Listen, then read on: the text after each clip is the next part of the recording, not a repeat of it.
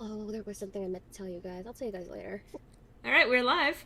Hello, everyone out there in YouTube land, and welcome to the Lore of Leyus, the Starburst campaign. It's been a couple of weeks, and then another couple of weeks, but we're here on All Hallows Eve, or the very classic old pronunciation of Halloween. I am joined by the regular guest, and you may even notice that there seems to be an additional guest in the call today, but we're going to go through. I am joined by CyberneticPinkeye. Fly me to the moon, let me play among us. No, anyway, so then there is RedAsATomato. He's kind of sus, but, like, we'll let him live for now. And then there's SerenaMidori, aka Gab. Start spreading the news. I won't finish that, it's fine. And then... and then there's the additional person who is joining the call today. You'll probably see his icon, so long as he chills out and call with us, but this is Cadet Hat Sean, or just Sean for short. When you wish upon a star, I have permission to rip out your heart. You know, Everyone's singing today. it's a singy day. God. yeah. Maybe But I the- should have sung too. Oops. The reason why we have an additional person is that I've hinted at it a couple of times, but we are fixing to have an additional member potentially joining the team. And I don't know. I don't know. This guy seems kind of sus, but he might be joining us. Who knows? But we're going to welcome an additional party member. I know for sure that Lyronus will be very happy to meet a new friend. Now, whether or not that other person is going to be happy to meet a new friend is entirely different. I was gonna say. Mileage may vary. But hello to everyone out there. This is a slow little bit of a trickling in. And I know that it's been a while since we last actually streamed. It's been like almost an entire month or something like that. Unfortunately, that happens sometimes where, just personal life has ways of interfering with things like streams and D&D, and sometimes both simultaneously, obviously. But I am looking forward to today because we had a lot of fun in the last session where we went a little bit longer, but we finally closed out a major piece of story for the town that we have started out in. But, well, it's very quiet and calm with me. We're here to chat, guys. I'm sorry, I thought you were I gonna didn't introduce want to stuff. disturb. I will do an You're actual. summarizing. I will do an official Yeah. summary once we get into it. I Okay. was just thought- saying, if you guys haven't sorry. seen for a while, hello, Shakarian. Hey! Things I will go into an official, actual background thing, and it'll probably be part of the landing screen and all of that. But yeah, it's been over a month, and the timing happened to work out that we're getting back to this on Halloween, despite the fact that we have already banished the ghost. We don't have any more spooky. The spooky's all done. Well, no, I I didn't mean, say the that. night is still young. Well, you may have a monster showing up soon. With the monster mash. All we have to do is kill Ariadne, then we have another ghost. It'll be No! fine. No! Getting even that easy. Yeah, you're not gonna... Nice a try. You're not gonna win that easily here. Sorry. Nice And even try. even then, we're just gonna have you roll for a new character. I'm trying. That's icy grip so hard, guys. Come on. Come If on. you kill Ariadne, you'll have to give birth to another one. Your Ariadne's twin sister, Mariadne. You just call your Ariadne God, just for... Sonic. Ariadne to electric boogaloo. Wow, you just look just like her. Can we just call you Ariadne just in honor of our fallen friend? Yeah, that's cool. I'm my original character, Ariadne. Oh my god. I will also add, Sean's not coming out of nowhere here. A lot of these people are people that I've been playing D&D with for the last couple of years. And Sean is actually among them in that same campaign, as a matter of fact. He's among us. He is among us. What have I done? I'm a sussy baka. Lord. You Yeah, sure in- are, son. You In the sure alternating are. Sundays when we don't play this game, we're playing the other game where Jane and I here are the co-DMs, and these three are amongst the players. They're among them. We're among us. Oh shit! But yes, it's an That interesting looks like thing. a battle pass. Yeah, that does kind of look like the battle pass. What? That's Show what I'm me saying. This DM's balls. Whoa! What? That. I'm sorry. It took Google, me. show me this guy's balls. Yeah, no, I'm sorry. It took me a second to recognize because I don't do internet memes. We already know I'm old and all of that, but That's the thing. It's like someone will say a meme and it's like, oh, it's all over the internet. It's like not over my little bubble of the internet. I mean, Hello? I'll be honest. The only reason I know of that particular meme is because it showed up in the friend lock. yeah, and that's same. the only reason I know it. Same, but that's the only reason why I know about it. But I didn't immediately come to mind to that. That's valid. Interestingly enough, though, I mean, as we talk about the Nuzlocke friend lock, part of that, and as well as Griffin finding a renewed interest in Pokemon because of working on his own unique, his own original region, Canada. Canada. Yeah. I actually picked up my copy of Pokemon X again and started playing it. I think I was even talking about this yesterday during stream over on the Loreley channel, but I was originally planning on starting over that run. I was like, I want to start fresh so that I remember what I'm doing. But then I saw the Pokemon already in my I don't want to say inventory, but already in my team. And I was like, but I love them. How could I abandon them? I still can't believe you found a fucking Gibble on the first day you started playing again. And then I found another one that night. Yeah. I immediately, and then I was able to catch both, which was nice. Only 2 Gibbles for the price of 1. Yeah. Well, no, that they were definitely for the price of many battles, but I was still able to encounter the 2, which is nice because I'm going into I think it's the Lumios City gym. Yeah, the electric specifically? gym. Yeah. So I needed to get some ground Pokemon, and well, they happened to be there. So all of this is to say that we have lives outside of D&D, but we also like to play D&D together. That's why we have assembled here today, and hopefully those of you out there in internet land are here to watch us play this game. Now, I'm going to kick things off in a way, starting with the whole, the obligate calls to action that every YouTuber does. 1, if you're not currently subscribed to the channel, please consider subscribing to the channel. If you're watching this video or any other video on the channel, please feel free to leave a like and to leave a comment. I promise that I read every comment that shows up here, and I'm always very, very tickled whenever that happens. If you would like to support the channel, you can either do so at thecoffee.com/mlorelei down at the bottom. That's a one-time tip situation. Or you can go to the Patreon, which will be patreon.com/mlorelei. I know I'm pretty consistent with this. And that can be more of like, if you do like $1 a month, you get to participate in things like voting, and you get early access. Voting for things like things that will show up in the campaign. For example, free objects or items or plot events or things along those lines. You would get to have a hand in that whenever I put up those polls.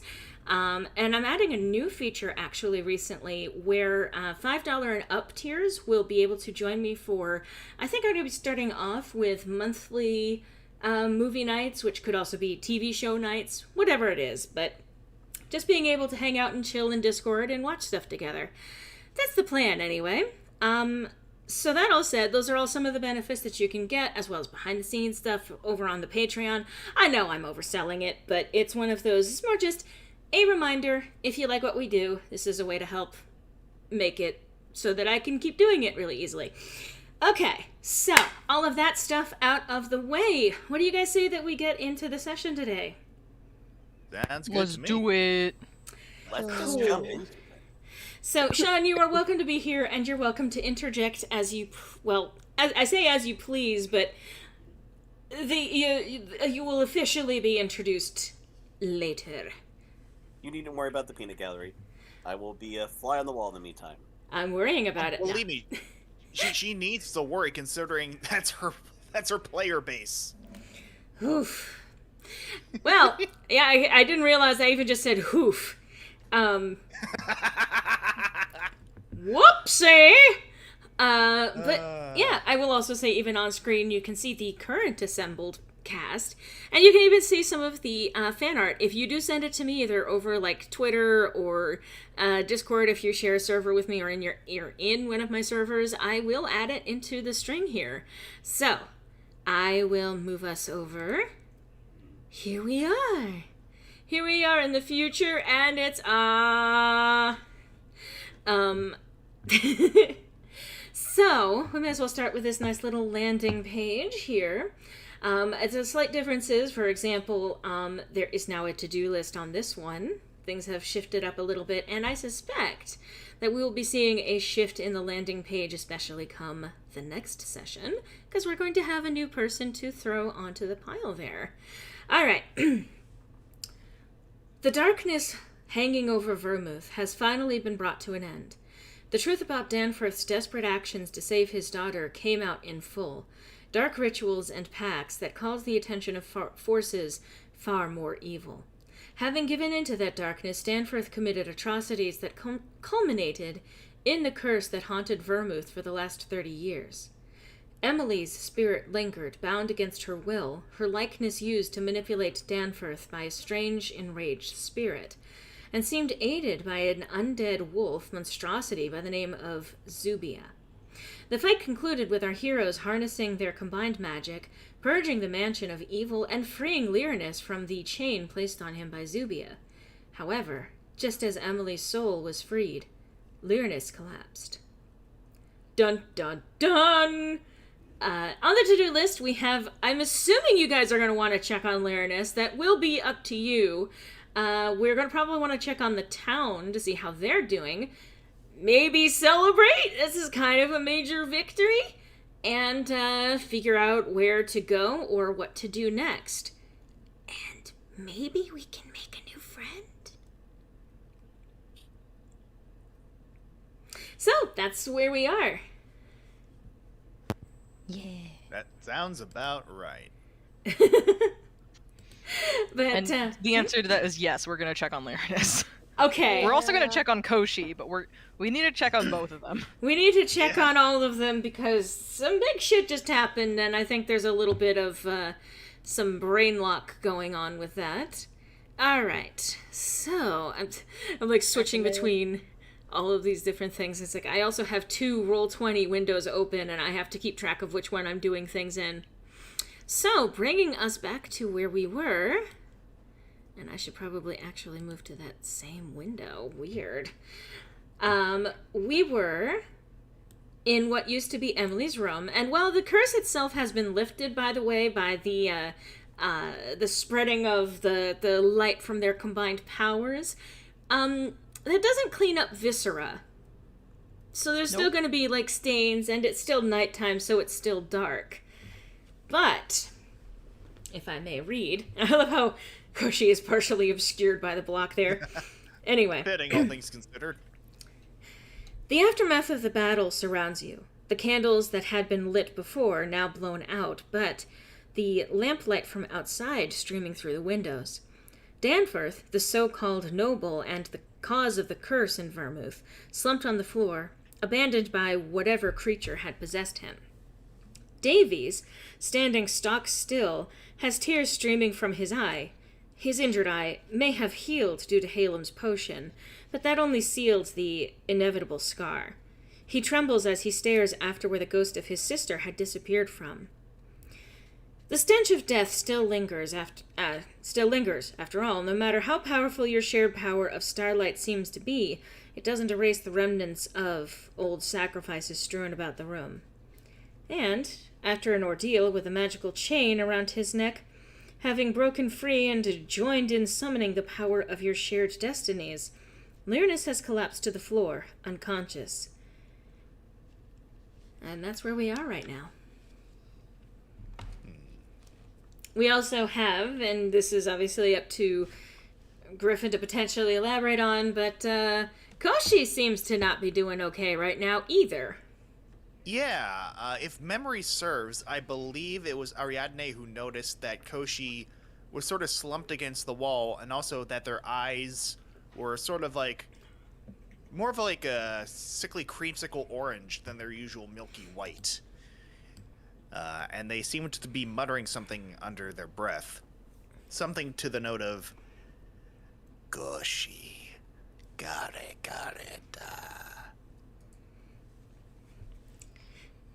Davies be over here like, what the fuck? No, not actually. He's still True. shell-shocked. Valid response. We're all having a hard time right now. Associations a go. No kidding. Yes. That being said, Jane, I guess it's up to us. Do we need to like split up who we check on at this point? Or can we check them both at the same time? Because I mean, they're kind of next to each other. You wake them Okay. both up. Then Haelum's gonna come over to help. And who do you want to check on first then? Oh gosh. What is the? Oh god. That's why I said, why don't we split up? To be fair, I'll even say this. Lyronus is unconscious. Roll me like a perception real quick. Okay. Okay, yeah. Oh god, yeah. Ariadne, this even makes sense. You guys can both tell, and I'm even just going to describe this. His eyes have dark shadows of exhaustion under them, Lyronus, and his breathing is somewhat labored, but he is still alive without any visible injuries. So as far as you can tell, he's at least stable. Meanwhile, Koshi seems to be having some kind of active crisis. So do with that as you will. Okay, so then maybe the best step would be the active crisis and then the passive crisis? Sure. Okay. So then, Let's try to help Koshi, because I do not know what's going on. yeah, same. Like, we saw physical stuff, so would you have to do medicine check to help him? Or would that be, like, do we have to heal? No, wait, we're all leveled up. I think in this case, this would probably be... And... Try talking to them, maybe? Yeah, because I was going to say, well, actually, let me quickly check some for clarification.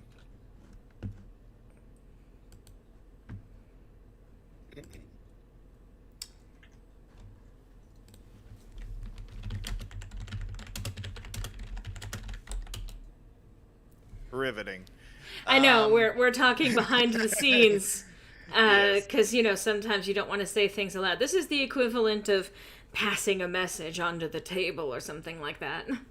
Yeah. Mm-hmm. Let's see here. I will say you can either make an Arcana or Medicine check for this. Well, no, answer my question. Oh, sorry. I will get to determine what goes on here, okay? Yeah, to be fair, leave the checks to the DM. I know that this is something That is character fair. specific, but it kind of also Yeah. feels like you're trying to...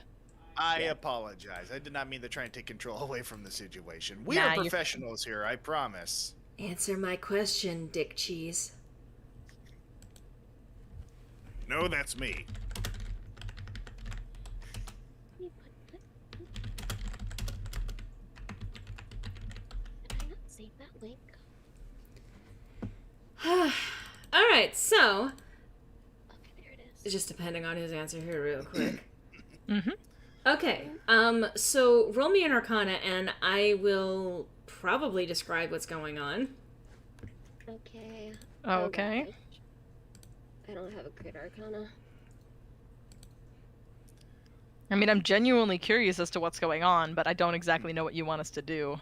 Same. Yeah, I'm somewhat curious on the part of Griffin here. I will say that is, unfortunately, probably not quite good enough to parse exactly what's happening. However, you can tell that there is something supernatural going on. Like, this is not just he's having shock or they're having shock.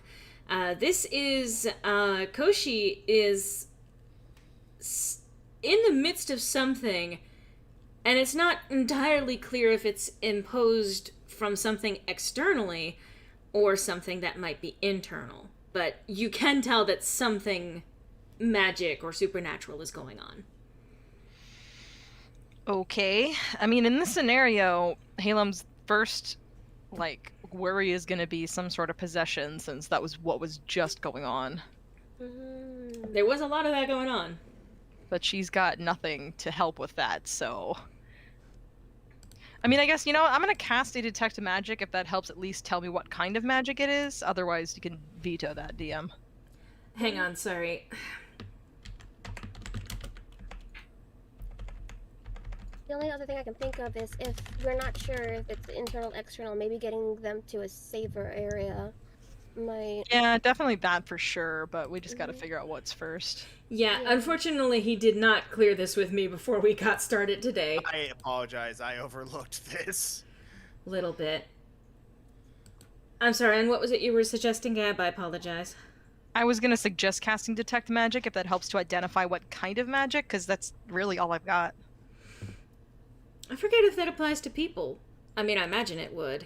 You sense the presence of magic within 30 feet of you. If you sense magic in this way, you can use your action to see a faint aura around any visible creature or object in the area that bears magic, and you learn its school of magic, if any.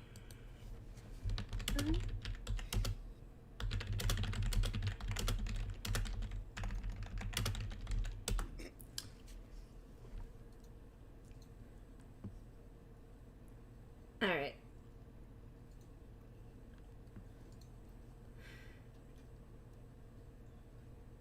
Hey, Koshi, roll me a wisdom save. Okay. Well, okay. Unfortunately for the moment, you are still somewhat stuck in the state that you're in. However, you can take some actions regarding this state that has been imposed on Koshi, but it will be the actions that you deem appropriate, as opposed to what Koshi might deem appropriate. Alright, in that case, I think I may know just the thing. Koshi, still slumped against the wall, their gaze sort of tilts, albeit with a bit of a slump, and their gaze kind of goes in the general direction of Lyronus. They extend a hand, and you notice something emanating from Koshi's hand. Okay. As it sort of reaches out and grasps at Lyronus's shirt. Okay. So, what you see in that instance, the spectral floating hand, is it invisible or is it visible in this instance? Visible, although it's not quite fully formed. Okay. It's you can see through it, but it's definitely visible. So, in that case, you see this hand go to Lyronus, attempting to lift him? Attempting, yes. And it mostly just kind of, like, he was slumped forward onto the floor like a little bit of a faceplant. And when that happens, the mage hand ends up pushing him slightly more onto his side. But beyond that, you're not able to actually lift Lyronus. Yeah, and that is the current action at work. Okay. I think if that's the case, Haelum's gonna kind of motion to Ariadne to kind of help lift up Lyronus, as Haelum's gonna try to steady Koshi. Because I know that they're kind of like leaning against the wall, but trying to like get them both to sit up against the wall at this point, because they're both just kind of in bad positions, I guess. Mm-hmm. If we can't necessarily get them out, we need to kind of figure this out before we can move forward, so. Yeah. Okay. And to that, like, Ariadne will quickly follow direction and whatchamacallit, help sit them both up. Okay. I think through all this too, just because, character voice is going to get hard to get back into. Yeah. But Haelum's gonna, she's obviously trying to talk to Ariadne and all this, but I think she's trying to talk to Koshi to ask if they can hear her at all. Mm-hmm. Is there any response? Let me see. Would that be another wisdom save? That would be another wisdom save. Alright. Okay, yeah, that time, Koshi, whatever it was that was just pressing you down seems to suddenly lift, especially at the sound of Haelum's concern for you. You see Koshi blink, and in a matter of seconds, their eyes are back to their normal milky white, and the spectral hand has completely disappeared. Are you all right? Koshi looks around. They're looking in all directions, but eventually they do sort of land on Haelum, and they tilt their head, going, "The devil are you looking at?" So it sounds like you're okay then. Doesn't happen often to you, does it? What are you on about? You know, that. We were kind of worried you were just getting possessed. Basically that. Davies looks over in your direction. Wait, possessed? Haelum's gonna lightly pat Koshi's head. I'm glad you're okay. She's gonna stand up and kind of address Davies and say, well, it appears that in the fight with motions to the room, there was some level of spirit and body possession going on in multiple points, and it makes sense and unfortunate. Oh, there's a lot to catch you up on. But at the very least, and actually remind me, is the dad dead from this, or is he just unconscious? Yeah, which is it? I don't know. You haven't checked him yet. Cool. Oh gosh, okay. I thought we did, my bad. I forget if you did too. I apologize. There's a chance of that. I'll even say, upon noticing the guy down on the ground, Koshi will actually rush over and, as per normal, start searching them for valuables. Haelum's gonna bap them on the head. No! I was talking! She's gonna stand in front.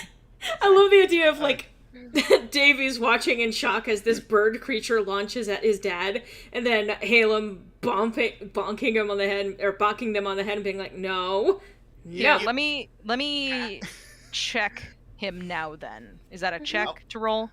Honestly, you just look at him and you can see that he's breathing. It is very, it's shallow breathing.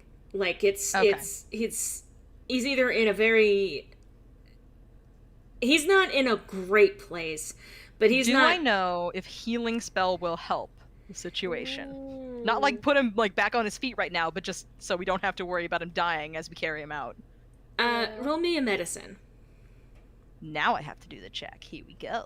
Oh. Bad check. Here, can I assist? Yes, please help. Take your that's bad. Tylenol. Okay. Ariadne. Haelum, I feel like you were distracted because of Koshi. Like, you're looking over at Koshi, like, don't you start. Like, like giving Koshi the don't you do it eyes, already pulling a healing potion out of my bag to, like, make him chug it. And, Ariadne, you can tell, he is not in danger. Like, he's not okay. It's a stable place, but it's one of those... stabilized. Yeah, he's effectively stabilized. He's not, like, bleeding out or anything along those lines. He's at 1 HP. Yeah, something along those lines. I will say that Davies also kneels by his father, kind of looking him over and then sighing. And he says something to the effect of, you know, I'll take care of this. This is, I think at this point, this is my responsibility. And then he then actually asks you all to leave. And, like, his expression is very stoic and actually pretty hard. And like in comparison with Smugface McGee or when he was consumed with anger, this is very defeated. Like, you can tell that something very sobering has been going on for Davies, and understandably. But yeah, he asks you guys to leave, and he says, I am beyond grateful for all that you've done for my family, but I need some time. I must tend to my father and figure out what I want to do going forward. I have much to consider. He assures you that he'll be out soon to corroborate that they did, in fact, drive out the evil and the curse. He just needs to clean up, he says, with a pointed look at his father. Haelum just kind of nod to that. She, like, normally she's gonna, like, put on a face, but she's just kind of very somber, too, and she'll just nod and say, absolutely, we understand, and if you do need anything, of course we'll be outside. But for now, we should probably tend to our wounded as well. He nods, glances over at Lyronus, and says, yes, it seems you have your hands full as well. Thankfully not as full as we thought they would be. Kind of looking at Koshi. She still thinks that they were getting possessed, so she's going to be keeping an eye on them. Yeah, Understandably. Orange. Don't trust like that. And at that point, like, seeing that they are clearly not wanted there, Haelum looks over to, like, or sorry, Hey! Koshi looks over to Haelum and Ariadne, and after a moment goes, "You freaking deaf, move!" And they sort of grab, like, they reach down, grab, like Haelum, or sorry, it's been a while. It's been a while. Everyone's Lyronus. Don't grab Haelum. They I was grab gonna Lyronus say. in Yeah, the go hand ahead. and attempt to start dragging them out. Haelum, can you... yeah, me. I will help. Ariadne, let's help them out. It's okay, it's an identity crisis that goes across the board here. Yes, so. Everyone is Haelum. Let's get out of here, please. This mansion is doing things to my head. It's like the ending to Dune. Let's Go. go. Oh, Haelum. I will note, you guys are picking up Lyronus? Yeah. Yeah. He stays limp while he's being picked up, and he does not wake up in the process. I wouldn't expect him to. So, are you guys heading out? Yes. Yeah. Outside to... We have been told to leave. Understandable. Okay. I Well- almost want to run an insight check on Davies, but at the same time, he's kind of like, would that be too much?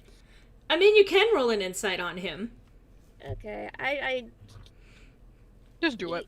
he's going through a Yeah. time, so You can actually tell, like, everyone can tell that he's sobered up from all of this, and you can tell, like, anyone looking at him can tell that he's trying to keep things from going, like, from spilling over. Ariadne, when you look at him to check on his mental state, he is, like, his scarred eye is, like, scarred, closed, but his one still functioning eye is, it is still crying. Like, he definitely still has tears coming, and he's trying to hold it together.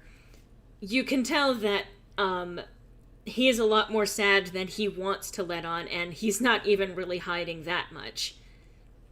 But he's still keeping up at least some facade of, instead of crying like a little teenage boy, he's trying to be the adult man that he is. I think as they pass by, like, Ariadne will probably kind of, like, quietly, so that, like, tries to be subtle so that he can still keep his facade up. It's okay to cry. You've been through a lot. Before. Yeah, Yeah, he nods appreciatively, but his expression does not change. Okay. So let's go outside. Yeah. Alright. Yeah. We go back outside. Some things have moved around. Obviously. Understandable. Outside. The moon shines high overhead, stars shimmering in the dark. The lamps glow in a warm, inviting light, and the chilled air has given way to a cool evening, as opposed to that, like, really dense, oh shit, things are wrong feeling. There's just some things here. Panning it back just a little so folks in the audience can see what's going on. Cool. Alright. The townspeople have all emerged, talking quietly in wonder. Hilda and her guards have begun the process of cleaning the remnants of the undead. While most corpses have fallen apart from combat, there are also full, largely intact bodies now collapsed in the street, as lifeless as they ought to be. The moment the townspeople see you emerging, however, a hush washes over the crowd. 3 people immediately head in your direction. Sophilus, Hilda, and Sally, and I do not have a token for Sally. But No. I can move these bitches over. We'll just pretend there's a third one. We'll just pretend there's a third person who is Sally. And I'll even say, like, Sally immediately starts looking people over. She starts with Lyronus because he is obviously unconscious. But she's going to ask if there are any wounds that need tending to or if anyone needs any healing. I think we're okay for now. I even want to add the remark, just because it's been a while, that the use of the star power that you guys all have rejuvenated you completely. Mm-hmm. Like, in fact, you feel like as if there is some new power that has awoken, and hence the leveling up in between sessions. But you feel like, you know, you've gained some strength as a result of everything that's happened. You feel empowered, which is strange given that you just faced mortal peril. But you feel perfectly fine. Yeah. Sophilus offers to actually put them all up for the night. Basically, he's got the rooms, and if he has no greater honor than being able to put up the heroes of this town. Of course. After we explain... Well, do we need to explain what happened to them? I wonder. Well, I'm not there yet. Well, I will even... At this point... Oh, sorry. Go I'll ahead. even say, would, like, Haelum be visibly, like, pondering whether or not to elaborate on this? I mean, she looks like she's thinking about it, but more so, we're being checked by these people, so I don't know if they got, like, immediate questions for us other than, do you need a place to sleep? Yeah, at that point, I think Koshi will sort of, like, poke Haelum on the shoulder, lean in and go, "Don't tell customers more than they need to know." Sure. Well, what we can say is that the town is safe now. They all kind of nod. And Hilda actually decides to kind of volunteer. Like, basically in the sense of, like, well, I don't know all of what happened in there, but, things were intense out here for a bit. Those creatures, those poor souls, wow. There didn't seem to be... I'm trying to read my own fucking handwriting. There didn't seem to be any end to them, which is strange, because there haven't been that many dead here in Vermouth. You may have noticed we're a pretty small town here, and a good chunk of us are elven or got some kind of elven blood in us. We don't die easily. Hilda explains that everyone's been accounted for. Sally tended everyone who came into contact with the zombies, and her potion drove back any infection. The new talismans and markings kept the undead from breaching people's homes, and because the town guard was at the ready, they weren't caught off guard and were able to maintain a steady force against the invasion with no losses. And it would seem it's all thanks to you. Sally here told me you helped her with some key ingredients, especially Miss Nature over here. She points to Ariadne. And I know that I might have never sussed out that Mr. Thanasi was a sumbitch if you hadn't have showed me that letter. Yes, we were all kind of surprised by that, I'm sure, but I'm glad we were able to warn you ahead of time, or this could have gotten much worse. She nods in very somber agreement in that, like, you know, her expression hardens quite a bit as a result of that. I'm grateful that the only bodies we're picking up from those that were already dead. All in a day's work. Hilda actually starts laughing at that, like, big, boisterous, like, you know, full body laugh kind of, or full belly laugh kind of thing. Like, you know, you said it! This is what I've been actually waiting for. It's been too boring around these parts. Well, okay, I don't want there to be more undead. I'm glad for that part, but, maybe not exactly this, but some kind of action. Yeah, exactly, you get it! She gestures back to the estate, and says, so, we saw something happen not too long ago, just a few minutes ago. there was a big pouring of light. Was that the same thing y'all did when the storm was going on? Yes, actually, we had to do it again. This is how we win. Well, the onslaught literally collapsed when that bright light happened, and it seemed to surround the entire state, bright and colorful. Sovalis chimes in at this point. Yes, exactly exactly like that time during the storm earlier. I presume you lot had something to do with that. Yes, we had something to do with that as well. Hello, Alex Gamer plays Roblox. Welcome. Hello. Yeah. And you were saying, Ariadne? Oh, no, just an agreement. Might have had a hand here and there. Ah, yes. Well, Sally, looking over Lyronus, confirms that for the moment he is unconscious, but it looks like a little bit of rest will probably do him some good. Which Sovalis immediately, gestures to the inn nearby and is offers to help, help carry Lyronus effectively in. Yes, we will definitely need the help. So he definitely offers his arm for that. And let me see. After a moment, after realizing the situation and seeing you guys kind of moving along with all of this, the crowd cheers you on while Sovalis helps Lyronus over to his inn, cheerier than just celebration. The relief is evident in their voices and their faces. You've done more than just protect them. You may have freed them from fates worse than death. Yeah. You will also note, Sovalis can probably take care of Lyronus on his own. If you guys want to accompany Lyronus, that's also cool. But you will also note that there is a certain couple of people hanging out over here in the cover of what tents are still up. Like the little, I forget what they're called, the little fucking market... Stalls, yeah. We'll, if you can take Lyronus, we'll catch up with you. We want to make sure we have taken care of a couple of things in town here. Sovalis nods and very happily, he basically kneels down, puts Lyronus piggyback on him, and carries him in. Cute. So Lyronus, I'm gonna move them, and Sovalis, they go over here. Alright. Thank you for your assistance.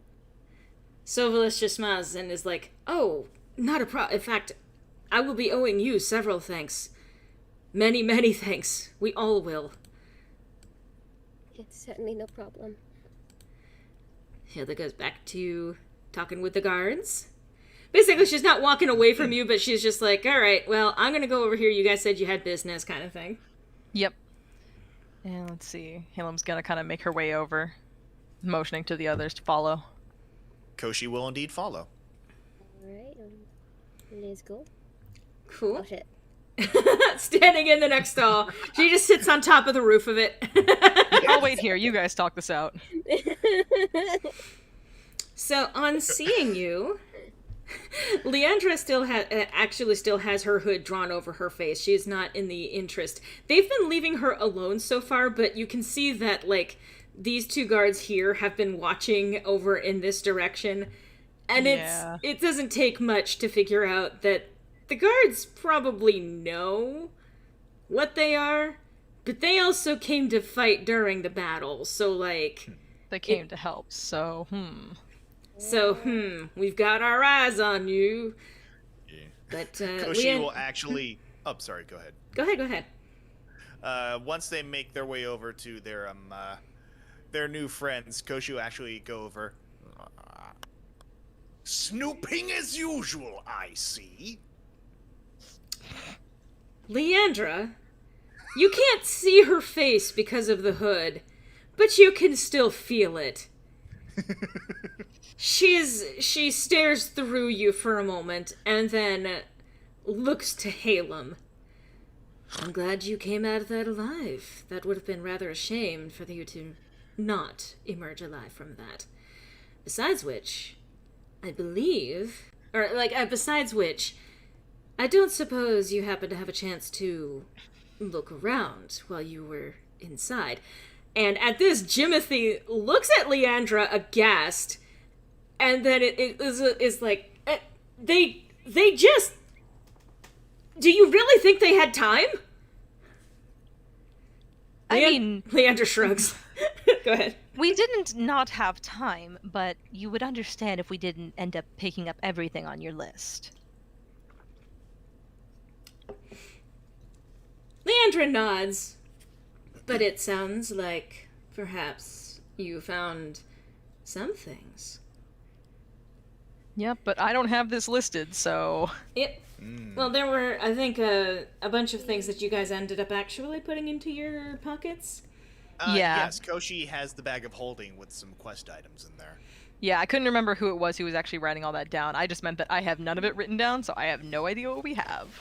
Yeah, from the Thanasi estate, I have the iron key. I had an iron key, a ring, the town of swallowed memories, a book, also a glass bear, a silver longsword, a ring of thunder, and another longsword. Let's see. From the bag of holding, I believe I have the orb of gullibility, which I believe Koshi wrapped in cloth to prevent from affecting him. Let's see, a ruby necklace with a mend spell, a silver ring, a silver yellow gemmed device, the Nasi family stamp, 3 gold rings, one with a small ruby. Let's see here. Some various medical herbs, vials of goo, things like that. A ring of holding. Let's see, various vials of liquids. I think the things that you found... I'm even just gonna... I have to actually double check, because it's also been a month since we just last saw this. Yep.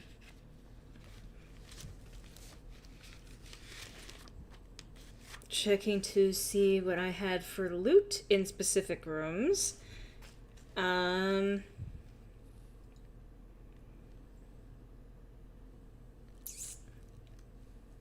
It's like, wait, what did you guys all find? Because I think we didn't really keep too good of a track of that. I'm My gonna be notes. better about it next time with these notes. I do... My notes are really messy for the last couple sessions. I mean, at No least you guys worries. took notes. Yeah. I mean, I You guys think... took notes? I think guys you... get paid? I think you guys found everything. Just... I don't even think I did. Yeah, I think you guys did end up actually finding everything. So I'm just going to give the list of items. You found the amulet... I mean, I'll even say this, just as DM, I'm going to make the call right now because I don't have time to go and review the video for this, obviously, while we're doing this live.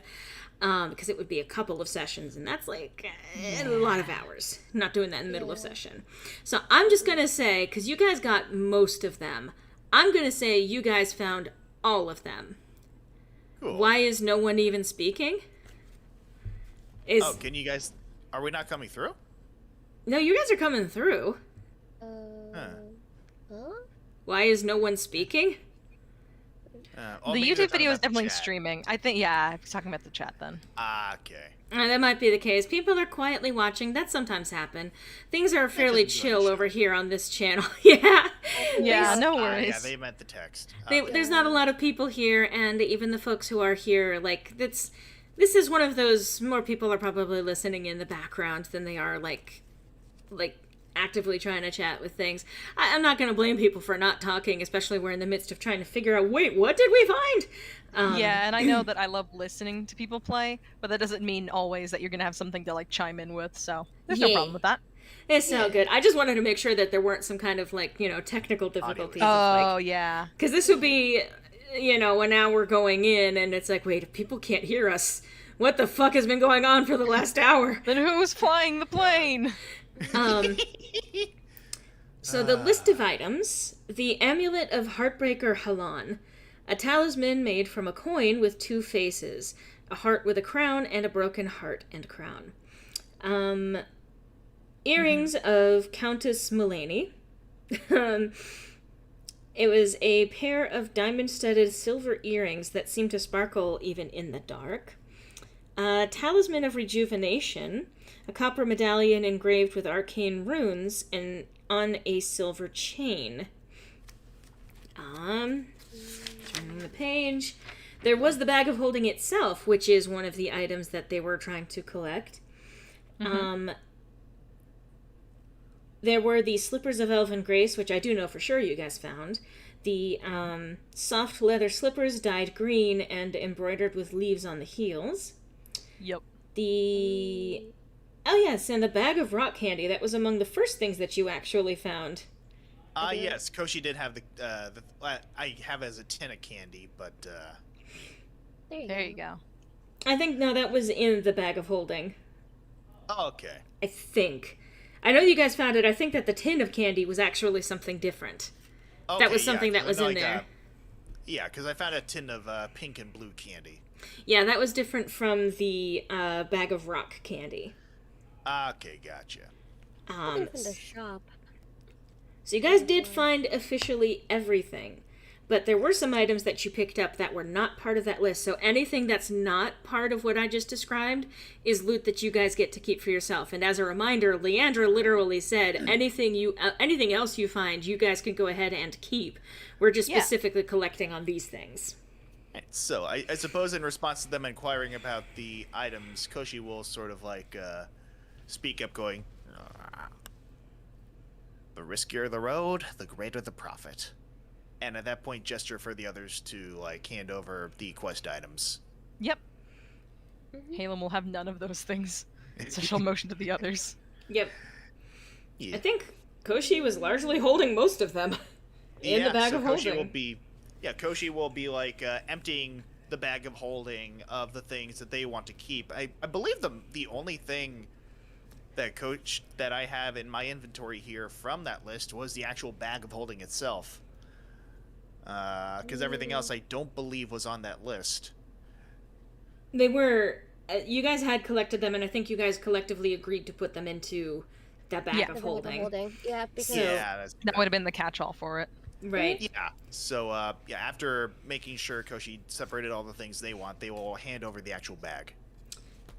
Question. This is just even. I would assume you would, but you guys took the amulets that Emily described, correct?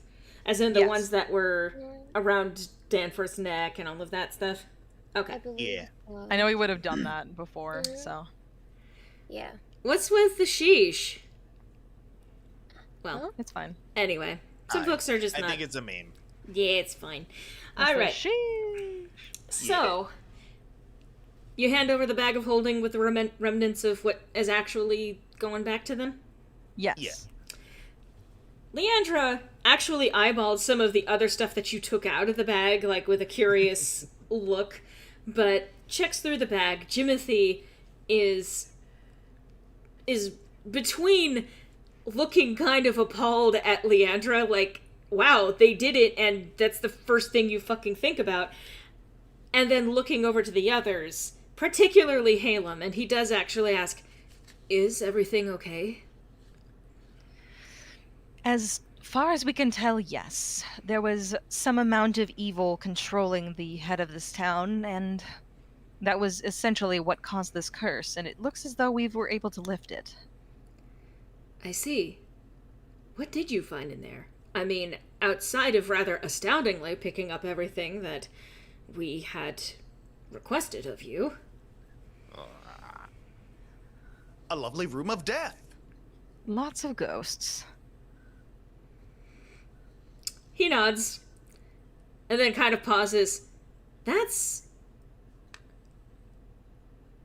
a lovely room of death, you say? That does not sound good. No, but it's a little true. And what of the dear Thanasis? Did they manage to survive? Last we checked, yes. Davies just needs some time, but it sounds as though things might pick up for the better here. You can't buy fate. And what of the head? He did not seem himself. Or perhaps he was simply more himself than he presented initially. I would hazard to say not himself. It sounds as though there was an amount of evil that was... What's the word I'm trying to think of? That was taking advantage of his grief. I see. And grief will make anyone do crazy things. He nods. Leandra finally closes the bag of holding, nodding in your guys' direction. Looks like it's all accounted for. And then, like, you can even see, like, everything, and most of her face is obscured, but you see this grin crack from underneath the shadow on her face. And so, I would like to extend my offer that if you would like to come along with us when we make our way back towards Fierenwald to continue our business properly, if you would like, I guess, an escort, a ride, instead of, say, having to pay for your own horses or some nonsense as that, you're welcome to come along with us. That wouldn't be so bad. Sorry, I apologize. You're fine. Koshi will look between them and then sort of nudge Haelum and Ariadne and go, "Don't look a gift horse in the mouth." Well, you're not wrong. You guys wouldn't happen to leave, need to leave right away, would you? Would you mind if we hold off on leaving for just a little bit, because gestures to inn area. Yeah. We are 3 out of 4. Leon? So, can't leave right away. Yeah. Leandra and Jimothy both look over at the guards that are watching them, and then kind of exchange a look with each other, and they say, well, I think it's Leandra who says, specifically, I don't think we're in as much danger as I expected we might have been. So, I don't see us leaving anytime soon. I mean, we're not sticking around here, and she gestures to the town. But you know where we're holed up for now. Feel free to stop on by if you would like to make good on that offer. We'll wait to hear from you either way. Oh, much appreciated. It's most likely that we will take you up on the offer, but we must check on our 4th first. And I will say that Jimothy looking... Oh, sorry, go ahead. No, just agreeing. Okay. Yeah, and I'll even say in response to, like, we must check on our 4th, Koshi will go, must we? Yes, we must. Koshi, you little bitch. Jimothy is actually going to kind of pipe up and say, and even if you don't want a full escort, I mean, that would certainly call a lot of attention to any and all travels, I would be happy to attend with you. And at this, he specifically holds out his hand to... Oh. Don't mind that. Keep going. Okay. Holds out his hand to, towards Haelum in the gesture of going to take her hand in a gentlemanly gesture. She'll reciprocate and just kind of like slightly bow, like basically how she would in her courts, and say like, "Oh, it would be much appreciated. Thank you." And he does press a kiss to the back of her hand. And basically says, either way, it would be my honor to attend with you, especially in Fierenwald. It is a somewhat larger city. I would hate for you to get lost in the crowd. Oh, I would absolutely stand out, don't worry. Oh, no, but I would certainly hate for us to be separated either way. I mean, I intentionally do not stand out, and I would hate for you to lose sight of me as well. Well, that is fair. Winner painted.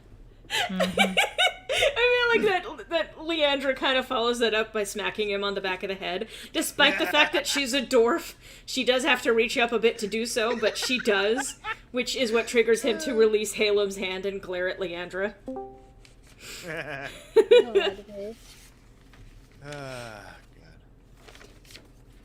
So, just even guys kind of checking things out. Are we... Yes? I just want, if it's okay, before we separate from them, can I have Ariadne just to decide quickly, like, ask ask Dwarf Lady, Leandra, if like she can make a quick sketch of that broken crown. The The one necklace. on the talisman. She kind of like pauses, like Because you mentioned there was like a broken crown and a heart. thing. yeah. I can't even. I have this thing. It's way back in my notes. Yeah, Okay, I need to go back. something about that running gears in her head. She wants to just make a sketch of it and. A talisman made from a coin with two faces, a heart with a crown, and a broken heart and crown. Okay, it's a talisman. Okay. But yeah, no, she's like, oh, well, certainly. Was it you asking if Ariadne could make a sketch? Yeah. Yeah, she's like, well, certainly. In fact, I mean, presuming that you are going to come to us tomorrow, I don't mind you holding on to it at least for tonight. Oh, really? That surprised because Yeah. it's like item that like you wanted to look for us. Okay. Well, she's not gonna look. No gift horse mouth. Thank you. No gift horse mouth indeed. But I promise I will return it to you. It just it seems something about it's notes. She chuckles and then says, despite all odds working against you, you managed to find everything that we laid out for you on top of this crisis. I think we can trust you to hold up your end of the bargain. I mean, that's what folks like you do, isn't it? Holding up your bargains. The right thing to do. Generally, yes. We do what we can. Well then, I have no problem leaving this in your hands. Cool. All right. I'll add the talisman to her ever-growing list of things. One talisman. One side is a broken crown. The other side is a. No. Broken heart is one, and then A heart crown? a heart in a crown, and then a broken crown. Okay. Okay. Heart Or in a. heart with a crown, and then a broken heart with crown. So the crown remains intact either side. Broken heart with crown. Okay. Broken heart, heart, crown, heart. Okay, Yes. cool. Hook, hand, man, door, hand. Yeah. Heart, all- hook, and door. I am very sus of that thing, so I just thank you for bearing with me. No, that's fine. I'm always glad for you guys trying to pay attention to stuff. That you never know when that shit's gonna pay up, and You have to pay attention. sadly, It's dude. I have a theory.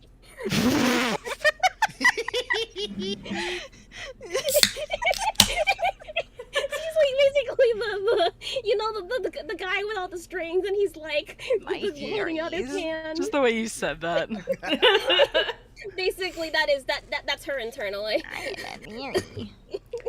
I see. Well, and actually, I even just want to do something real quick.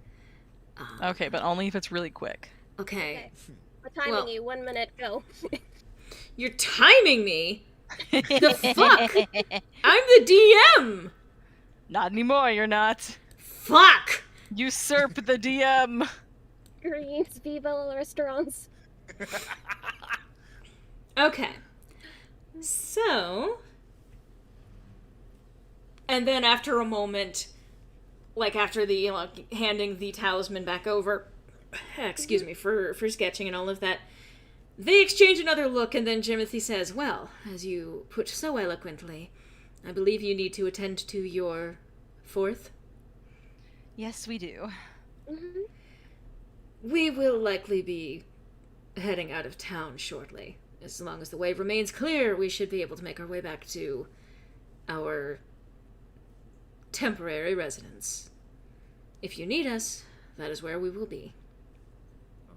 Understood. Until we meet again. Jimothy nods in Koshi's direction. Leandra nods to the rest of the team. Yeah. And then they start making their way out. I'm not even gonna move them. I'm just gonna, because we're about to head. Meow. We're about to head inside the inn. You say? I may as well move them. Fucking whatever. They go. Yeah. Making We their way go. downtown, walking fast.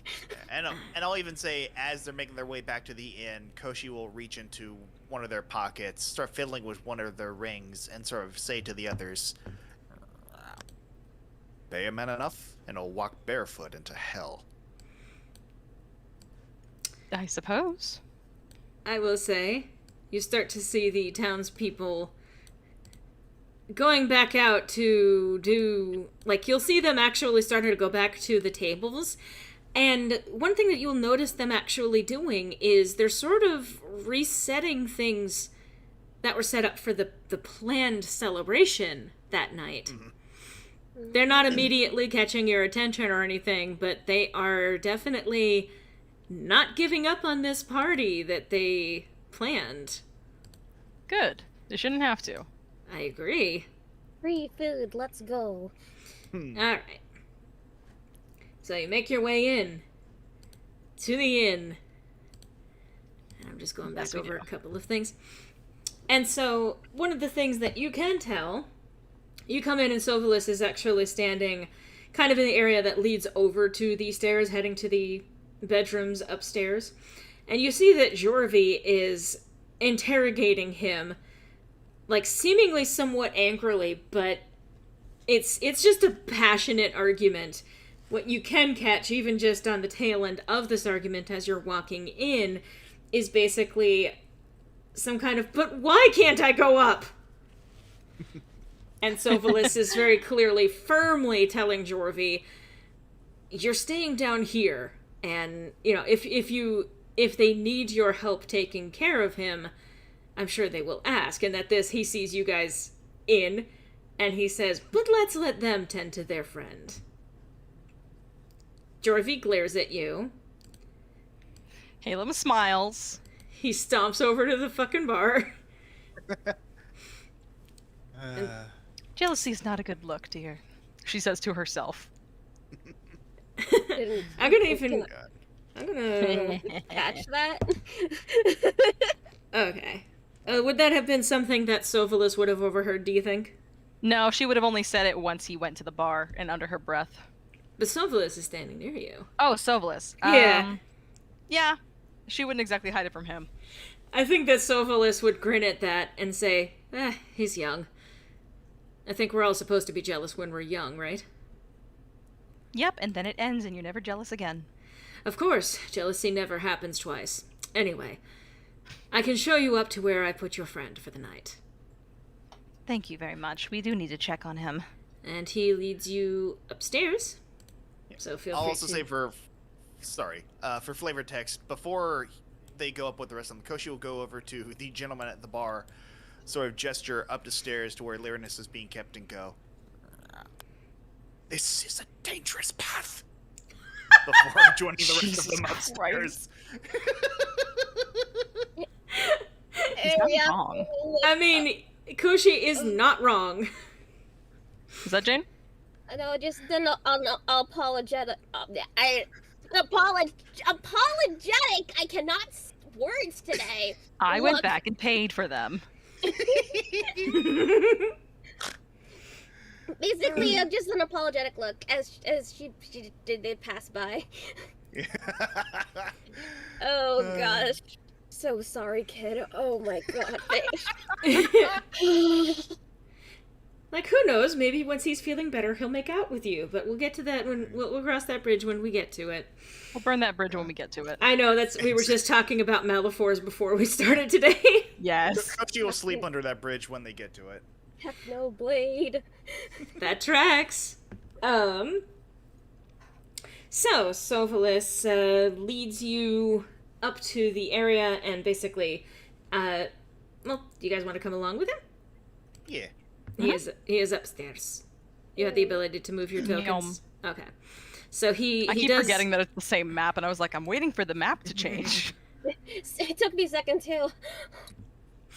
It is on the same map, it's just all the way upstairs. So he does actually move back over here, gestures to the open door to let you guys go in if you want to go in. It's a small enough room that he doesn't want to necessarily fill it. I will say this is not to scale either, because I'm shit at making maps, but whatever. But this is all just to approximate. So, as he is taking you upstairs, he will actually explain to the party about the new mark, because you guys didn't get much of a chance to talk about that. Yeah. I think he may, because he came up with a new one, right? He mentioned it came to him while he prayed to Lyra for clarity. The shadiness of Danforth had put him off and raised new doubts for him. Lyra came to him then, with a warmth he hadn't felt in 30 years. A new sigil was written in his palm, which he shows. A mark almost resembling a scar, but he assures you it doesn't hurt. And he implemented it as soon as he could. Lyra had told him she found her way to him because of the threads you three carried into the woods connected to the town. And so he offers you each rooms for the night, which he already kind of did. And however long you guys are staying in town, you can stay here no matter what. If someone comes to try and take a room, he will kick them out. He will sooner put them out on the street than put you guys out. Aw. Bro. For all that you've done for him, for all that you've done for the town, he will happily turn this into the hero's house, basically. Well, that was sweet. You will always have a room reserved for you here. Woo, reservations! I mean, Woohoo!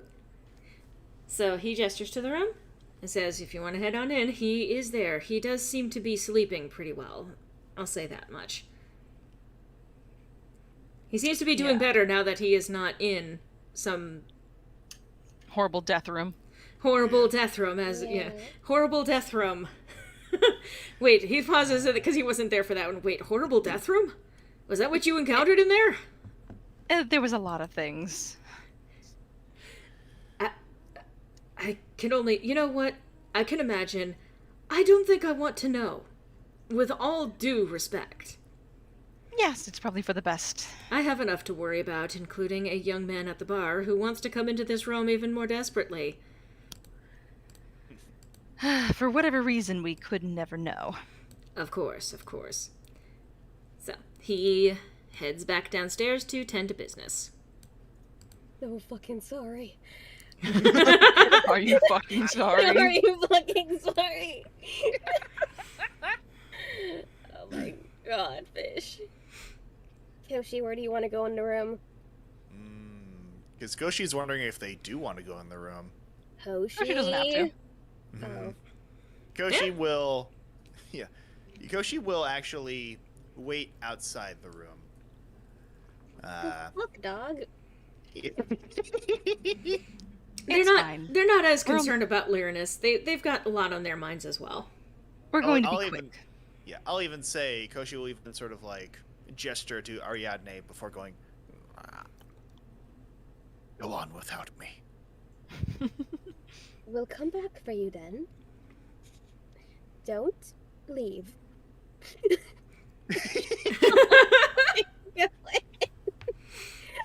Where would they go? Yes. Places. I'm sure. Under the bridge. Places, I'm sure. I mean, I hear there's a wonderful bridge in town. Actually, a couple of them. I will amend that. Don't leave, please. She will stay. She will still say please. Mm-hmm. Okay. In the room, Lyronus is very comfortably settled into the bed. Like, you know, Sophilus went the extra mile to actually tuck him in and everything. His labored breathing seems to have evened out a little bit, but the signs of weariness and exhaustion have not yet left his face. He is... You don't even need to do like a medicine check on this. He is very clearly going to be probably out for the rest of the night.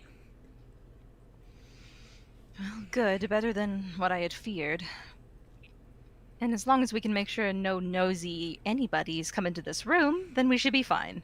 Anybody know any lock spells or have Any actual physical locks? I imagine Koshi would. But, Haelum pokes her head out the door. Koshi, do you have any locks? Ah. Who do you think I am? Okay, fair. He You're breaks Koshi. locks, not opens them. Or he opens locks, not carries them. They eliminate locks. Yes. No locks in this presence. Well, Well, at the very least, I think that I will I do have stand some- somewhat guard. What were we gonna say? I was gonna say rope. You're gonna tie Lyronus to the bed? No, I was talking about locking the No! door. I know. Well, not while other people are watching. Well, rope to lock the door. I don't think that would work. Not a bad suggestion, though. I think we might just take turns making sure no nosy anybody's come up the stairs. We already know that. Most anybody else will be turned away if they're looking for a room, anyways. So there's that benefit. That sounds like a good plan. Anyways, we'll let Lyronus sleep, and she pats him very lightly on the head, and then makes her way out. That is fair. I will say that as you end up leaving the room, the smell of very delicious food fills the air of the inn. Oh, we haven't eaten for some time, huh? Yeah. Is anybody else hungry? Just me? Koshi's already heading towards the kitchen. Good. Well, there's not a kitchen that you guys can go to, but Koshi doesn't care. The source of the smell. I Yes. believe it has been a while. Come eat with us. Sure. Food. I probably need that too. Yes. She'll leave a note at the right here. She'll leave a note just in case he Let's- wakes up before they come back. let's assume there are things like bedside tables and all of that in these rooms. I just did Let's assume there's furniture in the rooms. Yeah. yeah. Just Um, don't be That's afraid. a We're mood. coming back. You're not screams anyway. Basically, where we're at, what we're here. If you look tired, you need rest. If Don't you get worry. lost, be sure to contact Sovalis. Okay. Yeah, that kind of thing. Yeah. In rushed handwriting and stuff. Just so he doesn't know he's. I don't want him to think he's stitched. That's all. Oh yeah. Well, Okay, I'm cool. sure he would give the benefit of the doubt with you guys, but so as you make your way downstairs, Food. yeah, exactly. You see Sovalis actually kind of he was tending to a couple of things at the counter, but there are actually the various barmaids kind of going around, and you can see them actually pulling out big, specifically, good portions of hot food, delicious, and Sovalis, on seeing you, says, "Ah, good. I hope you're hungry." I always am. Finished. Fantastic. Well, pick a table, any table. You can pick all of the tables if you like. We'll set you up with whatever you want. Koshi picks the table closest to the smell of the food. Yeah. All right, and Sovalis and the other, basically the waitresses, bring it over and set down basically, you get, not a turkey, but you get, I think, probably, a chicken and a pheasant. You get some of the pheasant rolls that he had made before. Plenty of, bread rolls and all of that stuff. Basically, you can imagine, but you are handed a feast. Yeah. Cool. The least that I can do for heroes of this town, of your stature, especially given how small this town is. Jorvie glares at you guys. Haelum smiles again. Koshi is focused on eating. An apologetic wave. So, let me check something. Okay. Wait. Hmm? I Oh, was gonna... Oh, go ahead. You first. I'll even say, this is a good chance, perhaps, for everyone to touch base, including Ariadne and perhaps what she was up to when she was not with the party. Yeah. Oh, Good point. God. Yeah. And she has a perfect opening, given that something that just happened pertains to what happened to her. Uh-huh. If you remember Yeah. that, Jane. Wolfie, I'm Mm-hmm. Wolfie. Hold on. I'm Wolfie. Uh-huh. Dad. I'm Okay. Wolfie. If you're Wolfie, then that's a problem.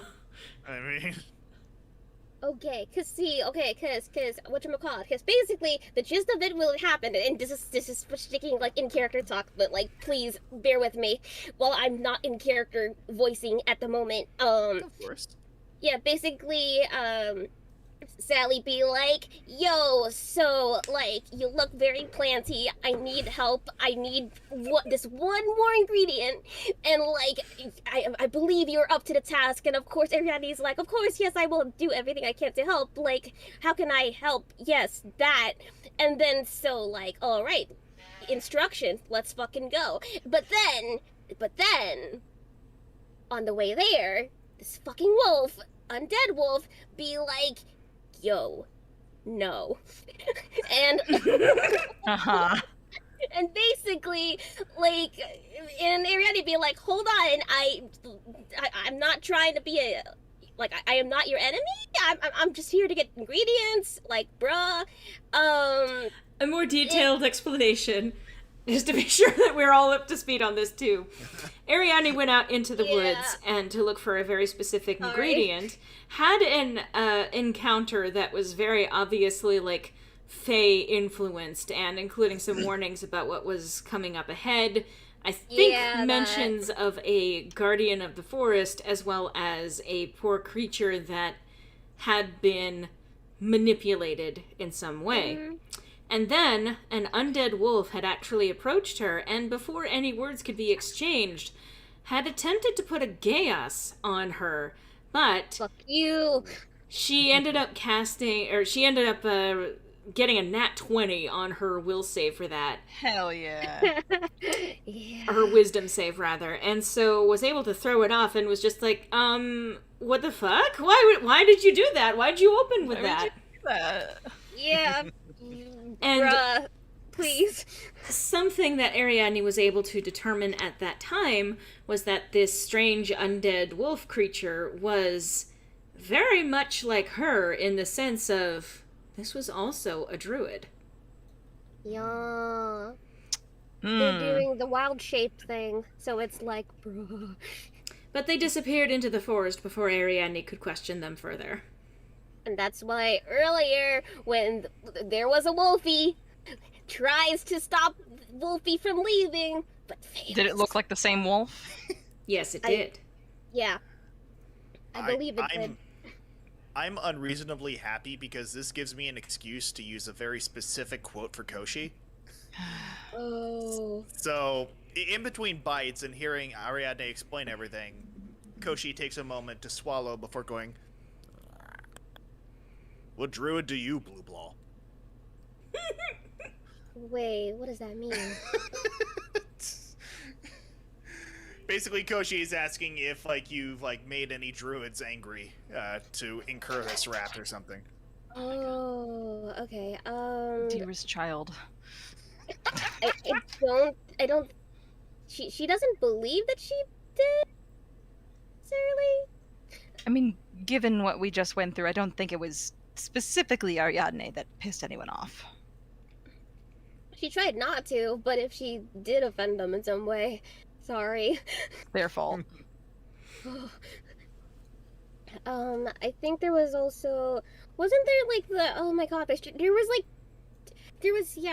some the thing with the voices. Whatchamacallit?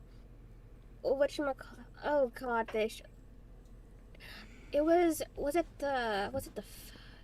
know it was Fae related. They mentioned something about It's been a while. the corruption, like the don't yo, sorry about this guy, man. Corrupted, like. Okay, I'm even just checking back on what I wrote. Yeah, So, I'm looking. and we I'm can. trying to look back too. We I'm may so as sorry. well. I may as well just read what I typed to you. Yeah. You were approached by A Sally on your noise. return to town, who pulled you aside for your expertise with flowers. There was one additional ingredient she realized at the last moment that she needed for her concoction, one that she urgently wanted to add before the festival started. She gave you explicit instructions on where to find them and hurried back to her shop to continue her brewing of her elixir. As you made your way to your destination, you encountered a wolf. No, an undead wolf, who growled at you menacingly. After a moment of cautiously trying to reassure the wolf that you mean no harm, you recognize the sapient glint of a druid in shape-shifted form in the wolf's eyes, and call them out for what they are. The moment they realize what you know of them, they begin casting a spell, one that you recognize almost immediately as a Geas. Or Geas, depending on how you want to pronounce that. Knowing that Depending on how much of a weeb you are. Yes, well. Knowing that what this shapeshifted druid is about to cast, you are able to easily throw off the spell. Whatever enchantment was attempted on you burns away in the wake of your anger at them attempting such a spell with you, and the hurt at having your offer to empathize thrown back in your face like this. The moment the enchantment fails, the wolf snarls and crouches as though it were about to launch in your direction. Before it can, however, roots swiftly wrap around the wolf, engulfing them almost immediately, before hurling the beast far into the distance. So I've misremembered that. It's a good thing I'm reading back on this. With the sun setting, it's not hard to see the faint glow of multiple Fae gradually emerging from hiding or dropping their invisibility.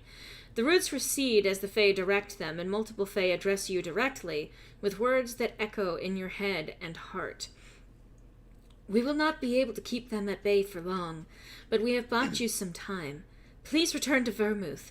You have shown us great respect, and in turn, our blessing will protect you in the coming battle. A few sprites come forward with the herb that you were sent to retrieve, and the voices continue. The creature became aware of the presence of this herb, and seemed to know it would be integral to the people of Vermouth. They tried to destroy all that it could find. We gathered what we could and told the descended one of the herb to help with her brew. Take this to her. And the voices begin to fade, the Fae retreating into hiding and invisibility, saying, And please, do not be angry with her. She was ours, but she was corrupted by the anger of that man. You thank them for their aid, quite possibly marveling at the almost storybook nature of the scene that had just unfolded, and hurry back to town as the sun further descends towards the horizon, clutching the bag that you put the herbs into tightly. As you make your way back, their words remind you of your actions earlier that day before tracking down the fungal flowers. That fountain you paid respects to, was that the blessing they meant? You're fairly certain of the possibility, at least.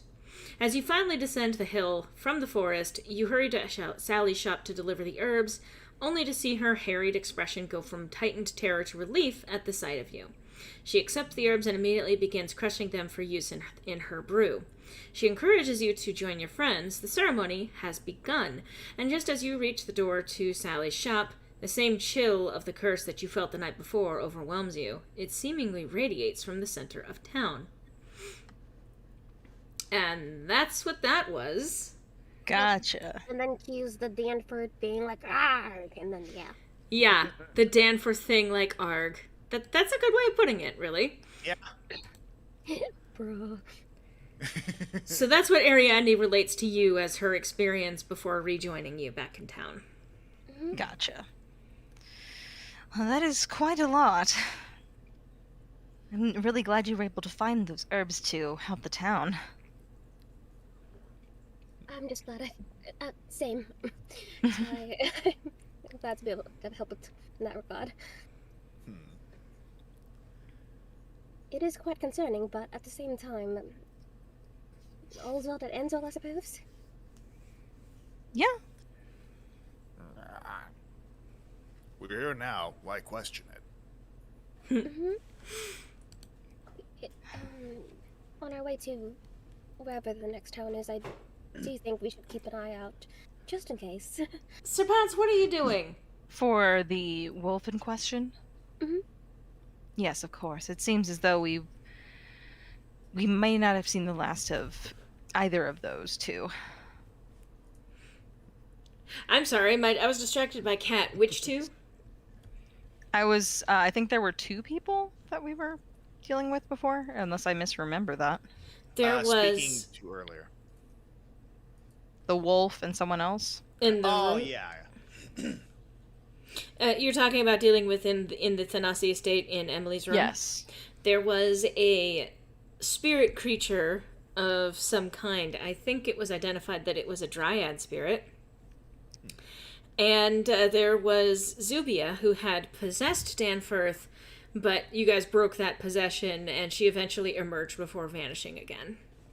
So the Dryad was controlling Emily, and Zubia was controlling Danforth. Yes. Okay, that's what I wanted to double check.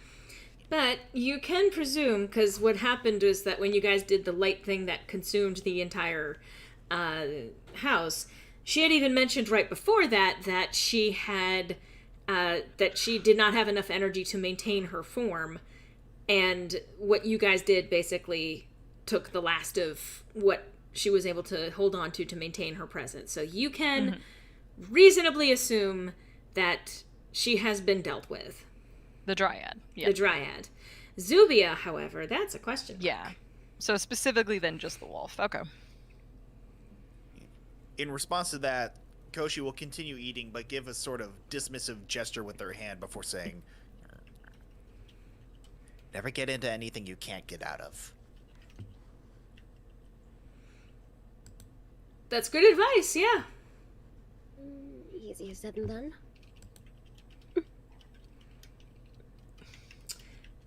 Alright. Well, we can also continue with, we can assume that other small talk possibly happened over dinner. Yeah. Sir Pounce, can you stop being a little shit for like 2 minutes? You Is need that me to possible? take care of him? I mean, Nutmeg is kind of in the same boat at the moment. We had to, like, try to pacify her. Hello, child. Yeah, he's kind of like crawling over the counter at the moment. He's Cats fine. play Get him. D&D. One moment. I think he's Hello, okay. He's just making some rattly noise in the Stop. background. Biting my leg.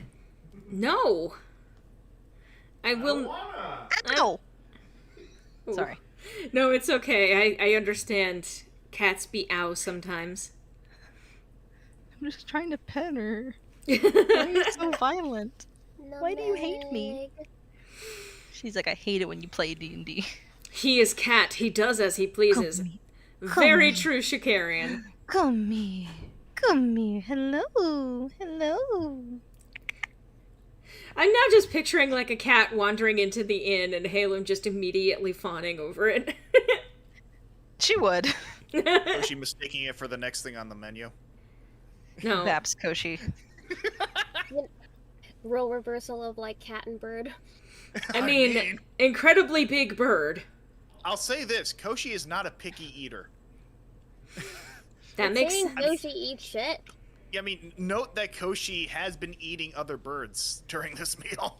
Yeah? Cannibalism, I see. I mean, a lot of birds are. I mean, chicken will eat chicken. Yeah. Chicken will eat egg. We just don't think about it here in Faerun. Don't question it. Shut up. I don't know if there was any other potential small conversation you wanted to even touch on, like even just bonding, getting to know each other better, anything like that. In the interest of nudging things forward, however, we can also revisit if was there anything else you wanted to have explicitly mentioned. I don't think so. Okay. Place. So it's not right now. I will say that Sovalis himself makes sure to refill your glasses. He offers you, like, do you want wine or something along those lines, or something to drink along those lines, but he'll make sure you guys are taken care of. After some time, music fills the air as the winds... Yes, so music starts filling the air, and you realize that the party outside has somehow been resumed. Good. Sovalis... I'll also. Mm? Sorry. Go ahead. Go ahead. I was just gonna say, like, if they're being offered drinks and stuff, Koshi. Well, I don't have a specific quote in mind. Well, actually, I will. Like, Koshi will sort of like brush it, give like a dismissive gesture, and go, "I never drink wine." Oh my god. And while I don't have a specific quote for a follow-up to that, Koshi will basically hint at the fact that they don't enjoy like being inebriated, because it basically makes them feel like they lose sense of themselves. Mm-hmm. Ariadne will take the wine for you. Sovalis, at the point of like the music starting to play outside, will look out the window and kind of point out that that the fact that they have, and it looks like they are resuming, that the feast that they had prepared before seems to now being happily consumed by several members of the town, and asks if they would like to actually see the fabled flame dancers of their town. Oh, definitely. He then says, I still have to stay in here to keep the lid on the pot, so to speak, and clean up a little bit, but please, take part, revel. You deserve a celebration. We fought to make sure the celebration could happen. Might as well take part in it. He nods in full agreement with a broad grin. Jorvie mumbles to himself, I'll just stay right here. What, you don't want to have any fun at the party? No! Oh, but you should celebrate being alive. Tonight was quite harrowing, wasn't it? Roll persuasion. Do I need to? I mean... Oh, wow, apparently. Oh. Can help? Is it okay? Oh, we don't to know help? yet. Hold on. Let me Oh, think. right, true. Let me think too for a sec. He is very I'm not going to say that he wasn't entirely receptive to what you were saying, but he's still very like his furrowed brow furrows even further and his pout becomes even more pronounced. Ariadne, if you would like to help. Go Actually, ahead. side note, Silver Tongue, when you make a charisma persuasion check, you can treat a d20 roll of 9 or lower as a 10. So baseline, my roll is 18. Okay. Okay, in that That's case. the reason. I was like, wait a minute, why do I pretend like my charisma's so good? Oh yeah, the Silver Tongue thing. Right. Okay, so like an 18. I will say he still pouts. Like, he still very clearly is like, I don't wanna. But then he's like, the flame dancers are pretty cool. Look, if you come out, watch the fire dances with us, then you can come right back in, pout all you like. He rolls his eyes, but then kind of glances over in their direction. I suppose you did get him out of there, so I guess it's fine. And I can promise you that he just needs some rest, and once he awakes, he'll be more than happy to see you. He brightens at that. Well then. Bribe the child to come to the party. I was gonna say the only thing, like the persuasion thing that she would have just tried to add would be like Lyronus being one of the folks who like worked hard to like make sure this celebration's still going. So like it would behoove you, you know, as a token of appreciation for what Lyronus tried to do to make sure the party keeps going. So please attend the party. Fucking bitch. Please clap. It still makes me think of, like, Aaron, like, just pity laugh, man. Like, when he was making the joke and, like, Dan was just, like, trying to think of, like, of a musical response. Aaron makes a bad joke and he's just, give me a pity laugh, man. He's the funniest man alive. Jesus. And that was a snort. Jesus. Okay. Goodness. So, I'm just quickly fixing a couple of things. Okay. You were saying? What's up, Jane? Oh, just a really quick before they go out the door too. Quietly hands over a plate to Sovalis. And kind of like if you could take this up to Lyronus at some point, please. Aww. Save some of the good stuff. Give him fluid. I think Sovalis, seeing the plate, he ends up laughing, again, a wholehearted laugh, and says, I have plans for making sure that he is able to eat once he has regained consciousness. Speaking of food, quick question about the feast, by the way. Yes? Are any of the meat products, do they come with, like, those sort of, like, large bones that you sort of grab hold of in order to eat. Wishbones? Yeah, or I was thinking more like a big drumstick bone or something that could potentially be used as a soup bone. Yeah. Okay, Koshi's having one of those. Just eating them, or Well, they are gonna put one of those big bones in their inventory. making a callback to last night, I see. Yeah. Soup bones! I'm at soup! Okay. Yes. I'm at soup. So, Why are you buying clothes at the soup store? Towards you. Fuck you. shall I presume that you make your way back outside? Yeah. Yes. Yeah. Okay. This could just be a scene. You guys are not required to stay, or Yeah. you're not required to immediately move on, but I do want to describe a scene. Yeah. The music is very clearly louder, obviously, as you leave the inn. The winds twirl the streamers decorating the center square. The townspeople are dancing and reveling, and you know what? I forgot. You know what? And you know what? I don't actually.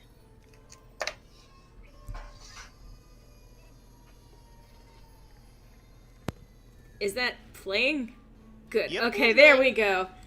You can hear the music and you can hear the celebration that is going on around you. Dance and revel having cleared the streets of the undead and the gore.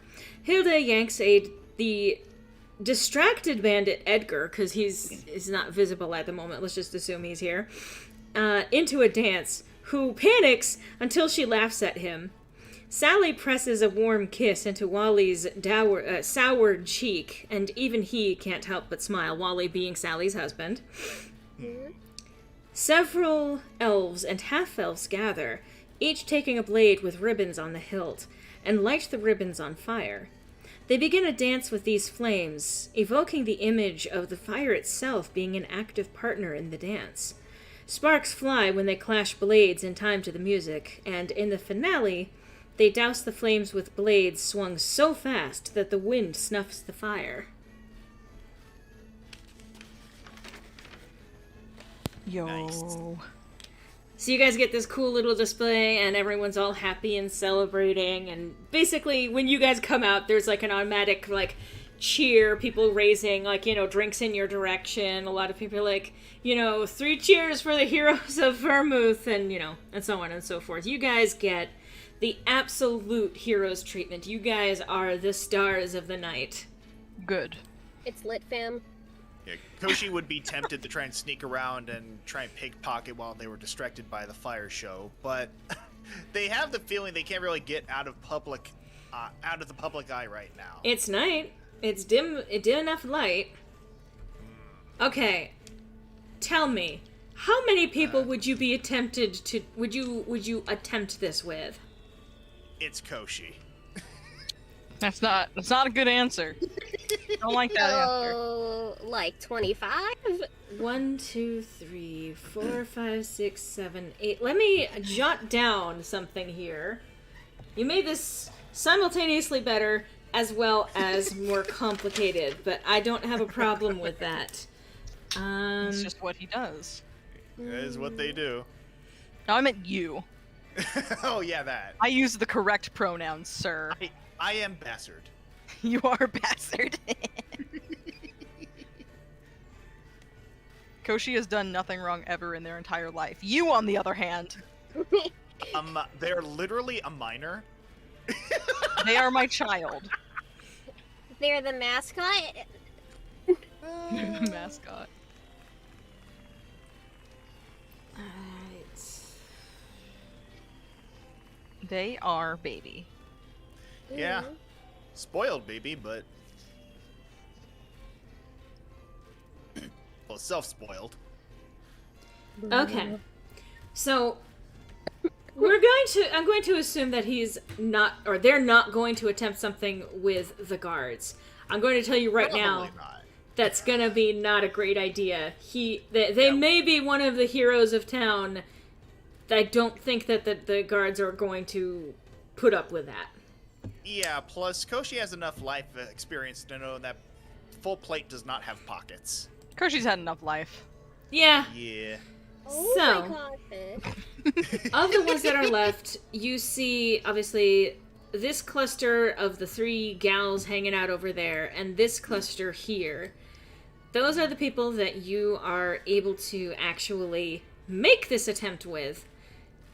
Do you want to attempt it with all of them, or indicate to me which ones you do want to potentially attempt this with?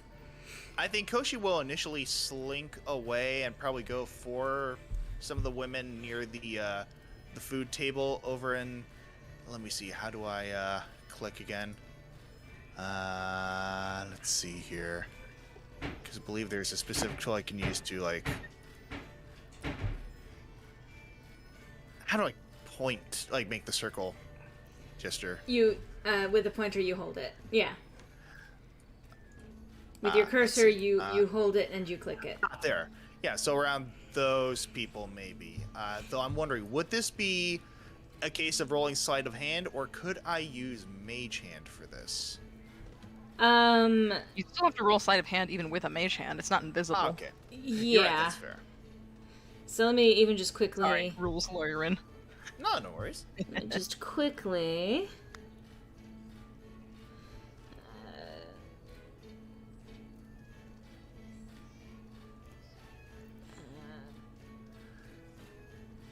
Sorry, I'm going over my list here. It's cool.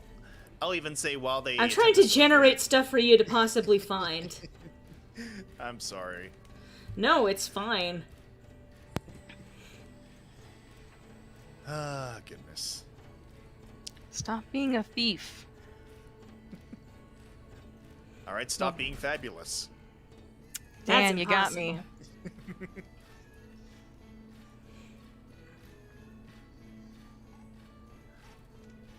You got me there. Oh shit, got him. Got him.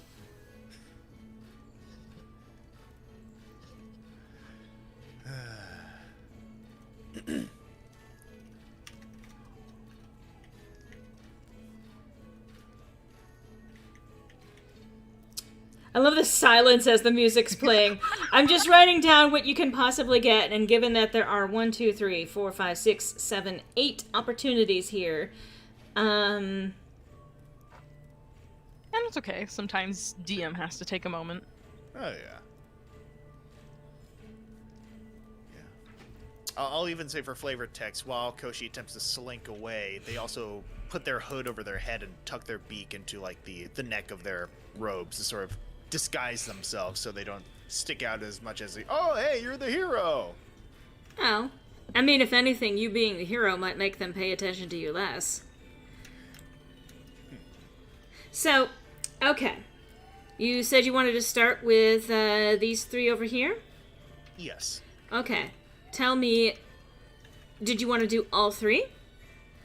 Koshi will start with the lady with blue... Actually, no. He'll start with the lady with short hair, since she's the furthest away from the guards. So, this one right here? Yes. Sorry, I'm just like trying to center that. Okay, roll me a sleight of hand. All right.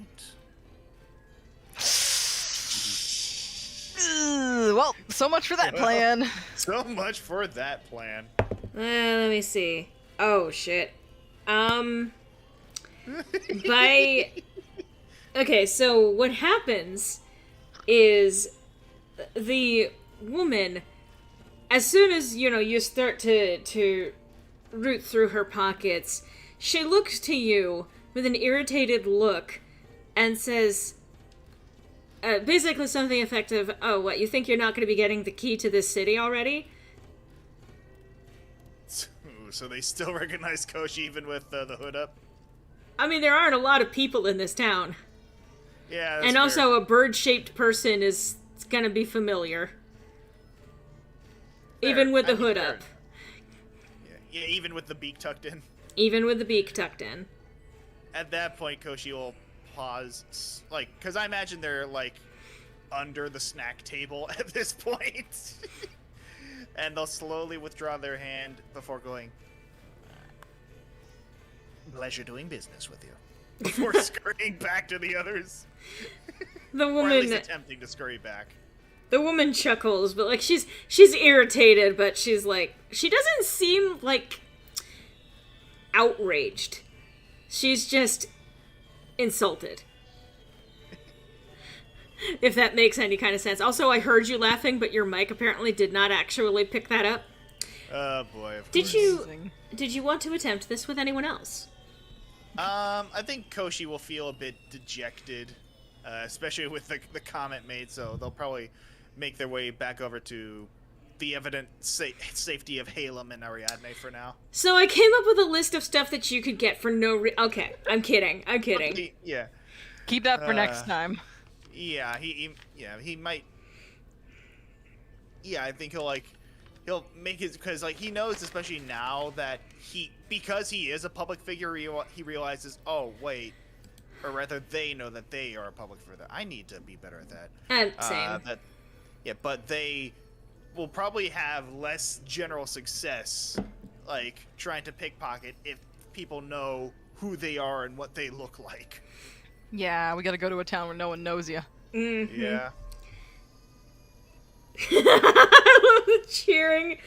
Just like, you need to go to a town where no one hears you. Yay!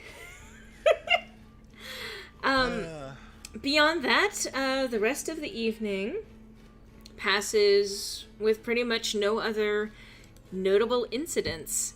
You have a good time, you party, you revel, and you get, all of the pats on the back and all sorts of appreciation. And in fact, let's even do this. Each of you, roll me a 1d50. Alright. I will attempt to. Roll20 has not been kind to me recently. Yeah. Let's see. That's gonna be a no on my end. I don't think I'll be able to roll that. A Okay. 1d50? Roll me, using the Oh. dice roller itself. Interesting. Yeah, the advanced dice roller. Yeah, do that and give me, 2 d20s and a d10. We'll have to do it by simple math. Can we do a d100 and divide it by half? Sure, let's do that. Good idea. Yeah. Okay, 42. so 41. Or 41. Oh, yeah, sorry, my bad. Roll Math. again. Roll again. Sorry. Fuck. 30. That's either a 35 or a 36. Let's go with 35. Okay. Okay, interesting. So, all right, let's go through this list. Ariadne, what was this? Oh, interesting. So, people are approaching you throughout the entire night, and they're obviously very happy with you guys, and, some of them decide that they want to offer their thanks with something, with tokens of appreciation. Oh gosh, attention, oh no. Ariadne, you Yeah? are handed, basically, it is a, it's a, those wax seal things? You use that when you have, a wax and then you put the stamp into it and has, a particular symbol, crest, etc. You're given one of those of Lyra's symbol. Ah, okay. Basically, So- they're saying, this is, something that we've had with our family, but we descended from among the first few people who settled here, and this has always been in our family. But given that you saved us and truly represent, I think, Lyra's protection of this town still being alive, we would like to pass this on to you. Oh. At first, just kind of I couldn't possibly. I mean, it's a family heirloom, but then eventually they win. They win. Accept gift. They close their they take Ariadne's hand very gently, and then they put the stamp, the seal, in her hand, and then fold her other hand, their other hand, over that hand and smile at her warmly with the "Please, it would be our honor if you accepted this." Oh, and to that she'll be like, I'll take very good care of it. I promise. Very sweet.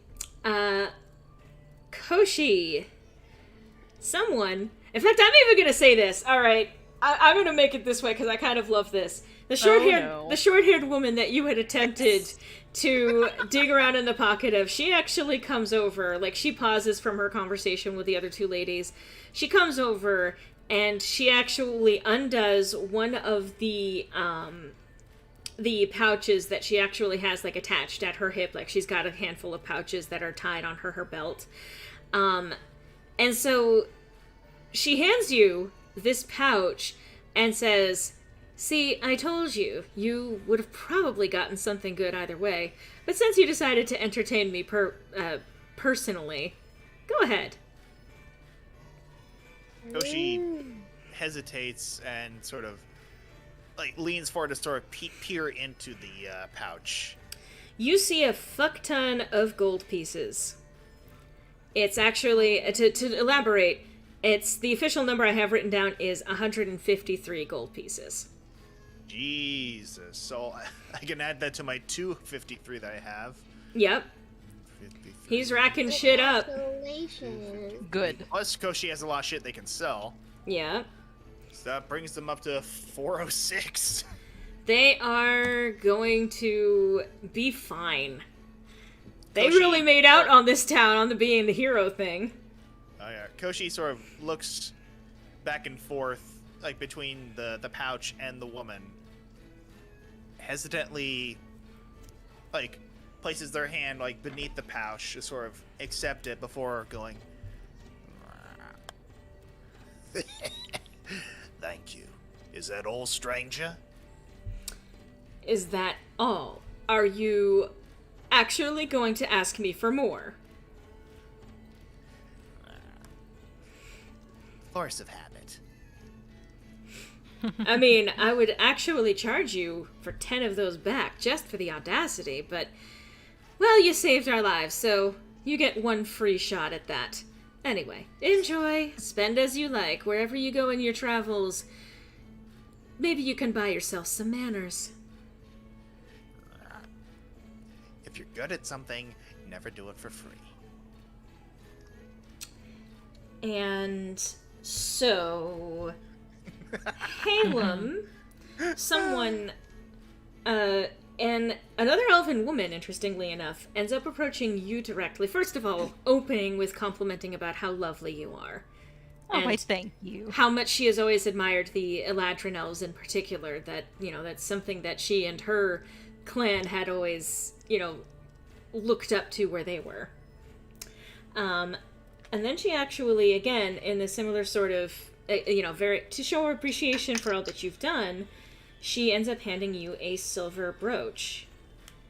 Oh. And it's, I mean, you could assume that it's like, carved with like, fairly, not elaborate pattern, but it's a silver brooch and it's very pretty. It's also worth 10 gold pieces. Why, thank you very much.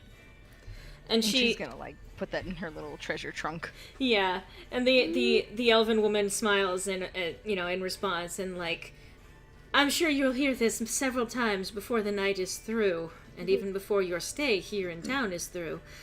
But we owe you all tremendous thanks. This is 30 years ongoing.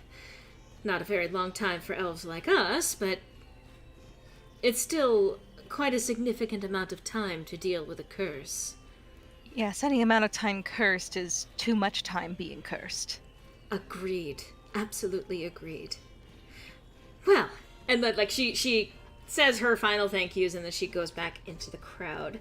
The rest of the night passes without incident. Other than... Can I also... Sorry, Yes? I apologize for interrupting.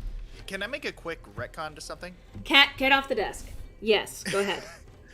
I'll also say that after, they still say the things they did to the woman with the short hair, but Koshi will also, just before she's about to leave, Koshi will stop her, reach into their inventory, and offer them the poppy flower they produced from the staff of flowers earlier. Oh, wow. Okay. She pauses, and she looks at the flower, and she smiles and says, I might be able to do something with this. Maybe with Sally's help. Oh no. You have handed a woman opium. I mean, Koshi will like click and go. Pleasure doing business with you, stranger. Yeah, she So, just. yeah. They handed off the poppy to them. These guys came in, saved my town, tried to rob me, and then gave me drugs. High all the time. Koshi will take your money and call you a stranger. Oh my god, fish. Oh my god. Okay. So, I killed the music because, let's just say, Yeah. I will say, basically, you guys will, I imagine, eventually be tired enough to want to go to bed or at least take some kind of rest.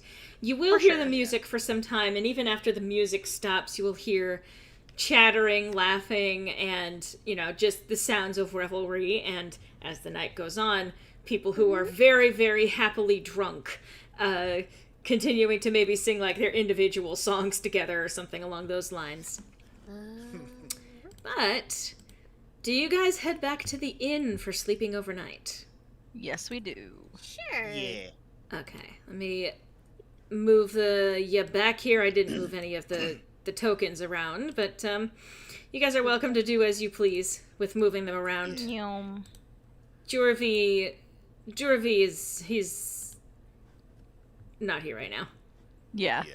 Yeah, understandable. Haelum's whole plan was if Jorvi went out and enjoyed the party, he might actually have some fun and stop thinking about Lyronus for a little while. Yeah, I will say after some time, like his elf mom actually, you know, the equivalent of grabbing him by the ear and took him back inside, you know, with her.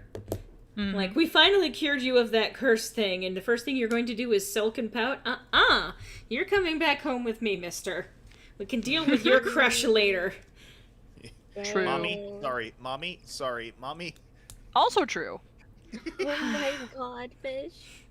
So, you guys curl up for night, and it's actually very nice and warm and peaceful. I assume that Koshi makes another nest. Koshi does make another nest, and I'll say, before actually attempting sleep, they will take out the little candy tin and try and use it as a mirror as they spend the evening plucking out slowly growing feathers. I see. Interesting. Well, go ahead. Just a minor note, like, because you know how she borrowed the talisman? She'll take the time to actually finally sit down and do the little sketchy and take notes on it. Can she roll Arcana on it just to sense if there's anything magical with it? As the talisman thing? Roll me a history check. Okay, because I have theories, but I don't know if she'll actually, like, connect the dots. Alright, roll Arcana, and I will actually answer something depending on what you roll. Okay. No worries if not. Okay. You can tell that there is something about this that is somewhat magical, but you would not be able to tell exactly what it is without an identify spell. This is, like, you can tell that there's something magical, but nothing comes immediately to mind as to what it is that this could be. Okay, so something magical, but can't tell without identify. Okay. Yeah. So, you do pick up on that much. How about identify? Does she have identify? Probably not. Only detect magic. Double check real quick. I was gonna say. I do. You have identify? And if you have identify, you can literally cast that as a ritual without expending a spell slot, so. True. As long as you've got 10 minutes to spare. Do I have 10 minutes to spare? Haelum, please. Please. Do I have 10 minutes? Please. Please. I'm just picturing Ariadne on the outside of the door. Let me in! Let me in! Yes! I don't know, Ariadne. I'm so busy right now. Knock, knock, knock. Do you want to build a snowman? But yeah, no, she'll cast Identify on it to see. Thank you. Do you want to cast Identify? Yes. Okay. Well, what you are able to pick up from this is whatever is on it is basically some sort of charm, spell. It manages to give the bearer an additional persuasive ability, but after a certain amount of time, a quarter of a day or something like that at most, eventually the person who was swayed by the magic of the talisman will eventually recognize that they have been charmed and go from absolutely being charmed by the person to hating them. I see. So it's one of those, if you want a temporary charm kind of thing. But the good news is you won't have to worry about that because you're going to keep your word and give that back to Leandra, right? Of course. Unfortunately. It's more or less just a charm person spell. Okay. I see. You don't need some gaudy necklace to do that for you. You're charming In enough. fact, you probably... Yeah. Sorry. You don't need magic to charm anybody. Just use your natural charm. She flips her hair. Easy for you to say. I see. It's not like I'm looking to charm anyone. I was just curious. I don't want to force anyone to do anything. I just curious. Oh, of course. No worries. Okay.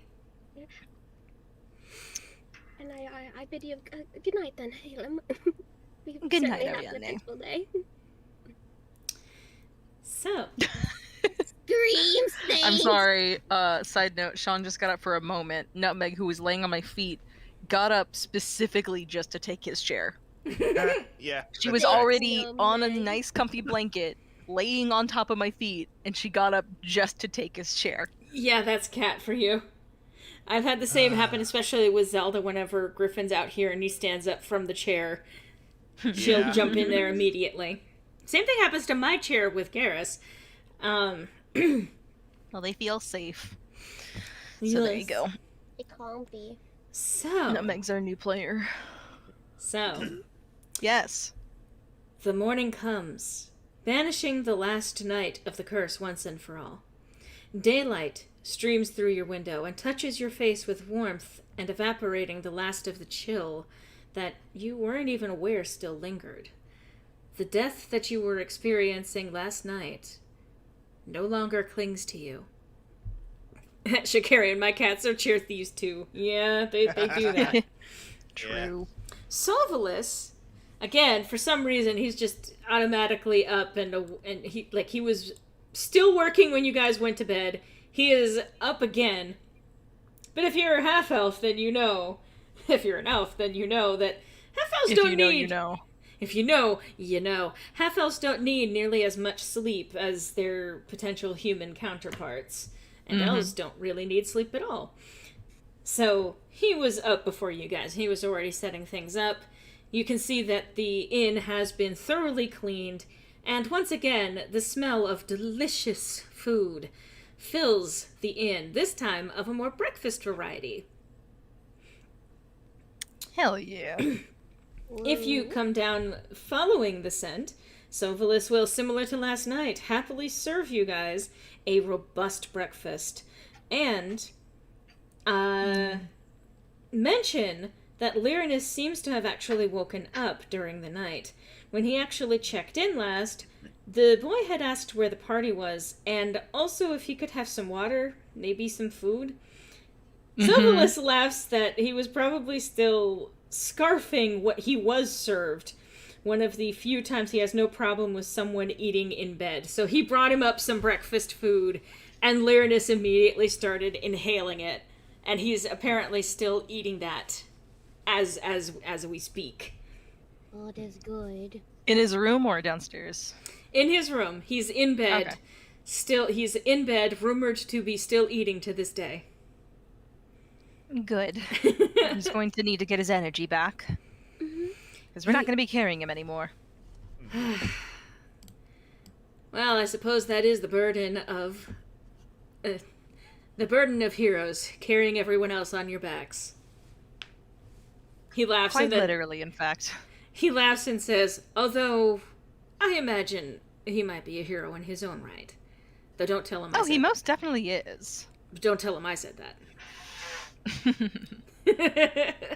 All lips are sealed. Yeah, you guys get breakfast. You get like eggs, maybe some more pheasant. That's a really popular one around here. Plenty of bread. Look, pheasant is a local animal. Chicken is a little bit harder to cultivate here. Yeah, I get you. Peasant. You also have plenty of ham to be cut up. Breakfast ham. Nice. I No. love so much. Let's get this started. Yeah. Okay. Let's get ill, that's the deal. Nom, So- nom, nom. You guys have a wonderful breakfast, and you can kind of tell that something about, like, that things feel more peaceful here now. Like, there's something about the air, like as if the curse really did evaporate with the last of the night air. Sounds of a town outside coming back to life, going about their daily business. A victory has most definitely happened. You can be safe in that knowledge. Just turning down the audio a smidge. Yeah. Do you guys want to go check on your boy? Yes, we do. Yeah. You guys have Koshi finished your is gonna- breakfast? You can tell things are going good, yeah? Koshi's gonna do what they can to try and negotiate further breakfast in their bed. Sovalis. Okay, actually, roll me a persuasion. Alright. Oh, hey, not bad. Yeah, he's like, at first he kind of looks at Koshi, pauses, and says, I am not going to withhold extra food from you, and if you wish to eat in bed, I suppose I don't have a problem with that. We could just wash them later, if you do spill anything. Please try not to spill anything. Koshi will pat their stomach before going, never begin negotiations on an empty stomach. You just ate a whole ham.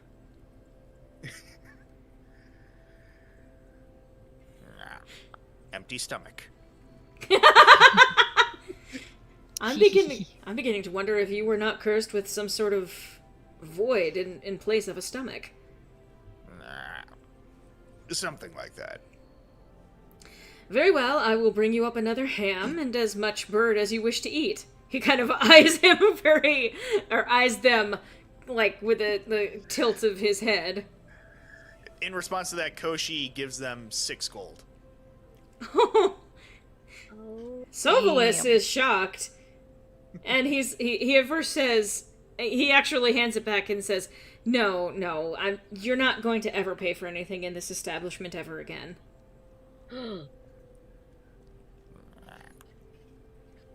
Suit yourself. He chuckles and lets you get about your business. Alright, Koshi takes back their gold and heads back up to bed. Cool, bye. As you guys, I'm assuming the other two, as Yep. you get near the room, you actually hear happy Lyronus noises. Oh boy. On opening the door, you can see him sitting upright on the bed, while Lyronus pops another pastry into his mouth, actual tears slipping down his face, tears of joy. The moment he sees you, he throws the blanket off and hurls himself towards you. You're here! The next instant, his legs tangle, and he eats the floor with a solid thud. Ow!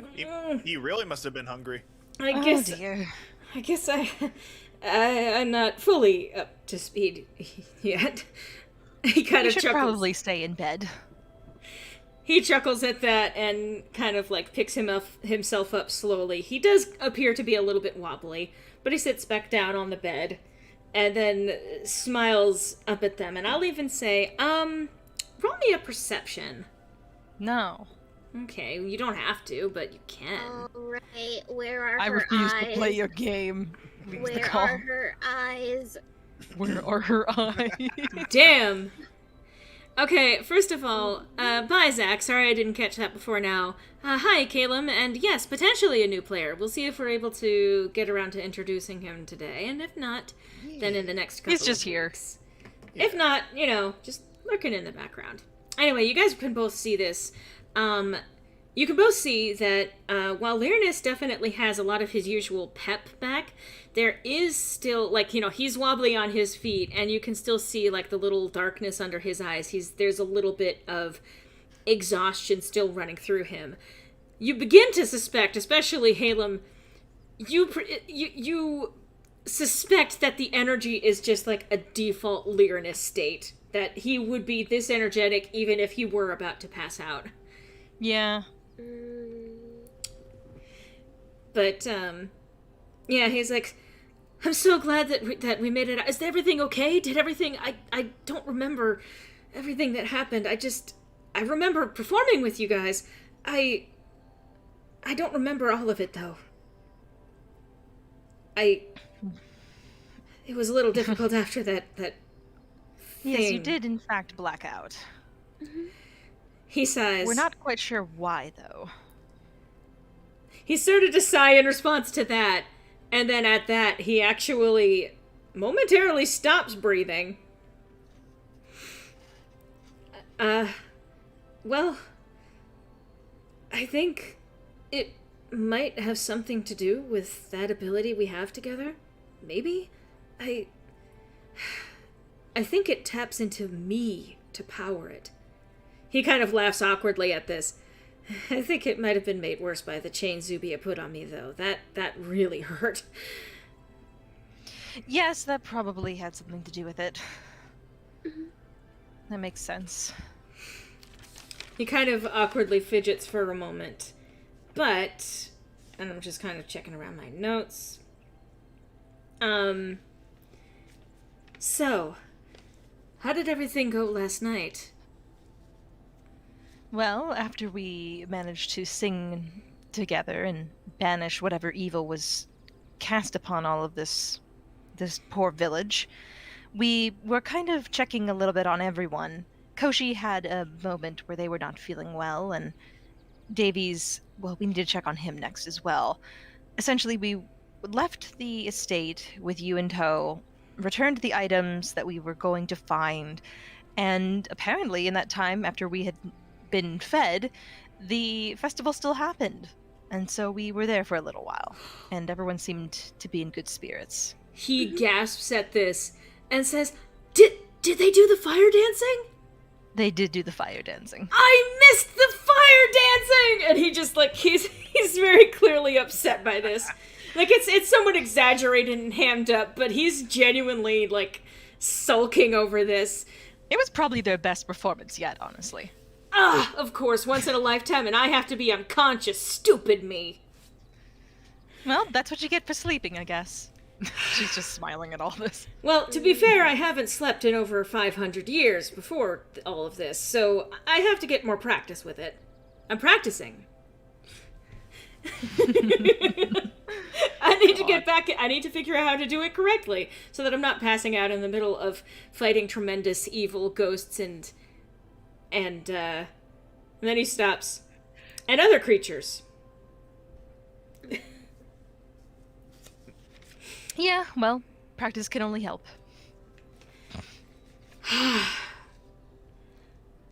But we are glad that you're looking better now. Yes, I'm glad that you're doing all right. And then he looks around. Where's Koshi? Oh, in their room. Was that actually you, Griffin? That was actually Koshi from the next room. Okay, so After the very loud burp.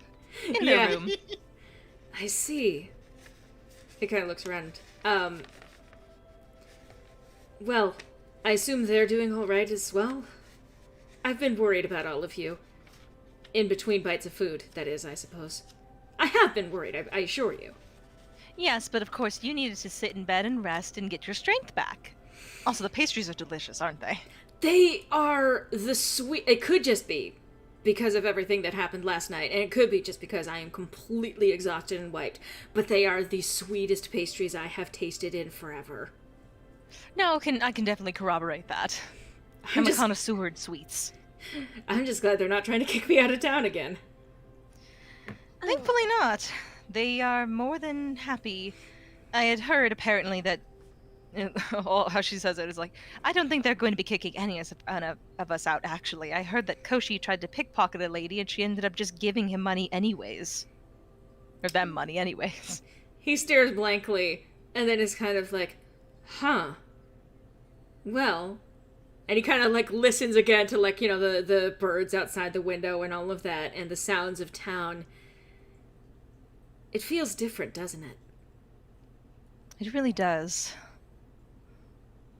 If we did what I hope what we did, then perhaps they might feel indebted to us.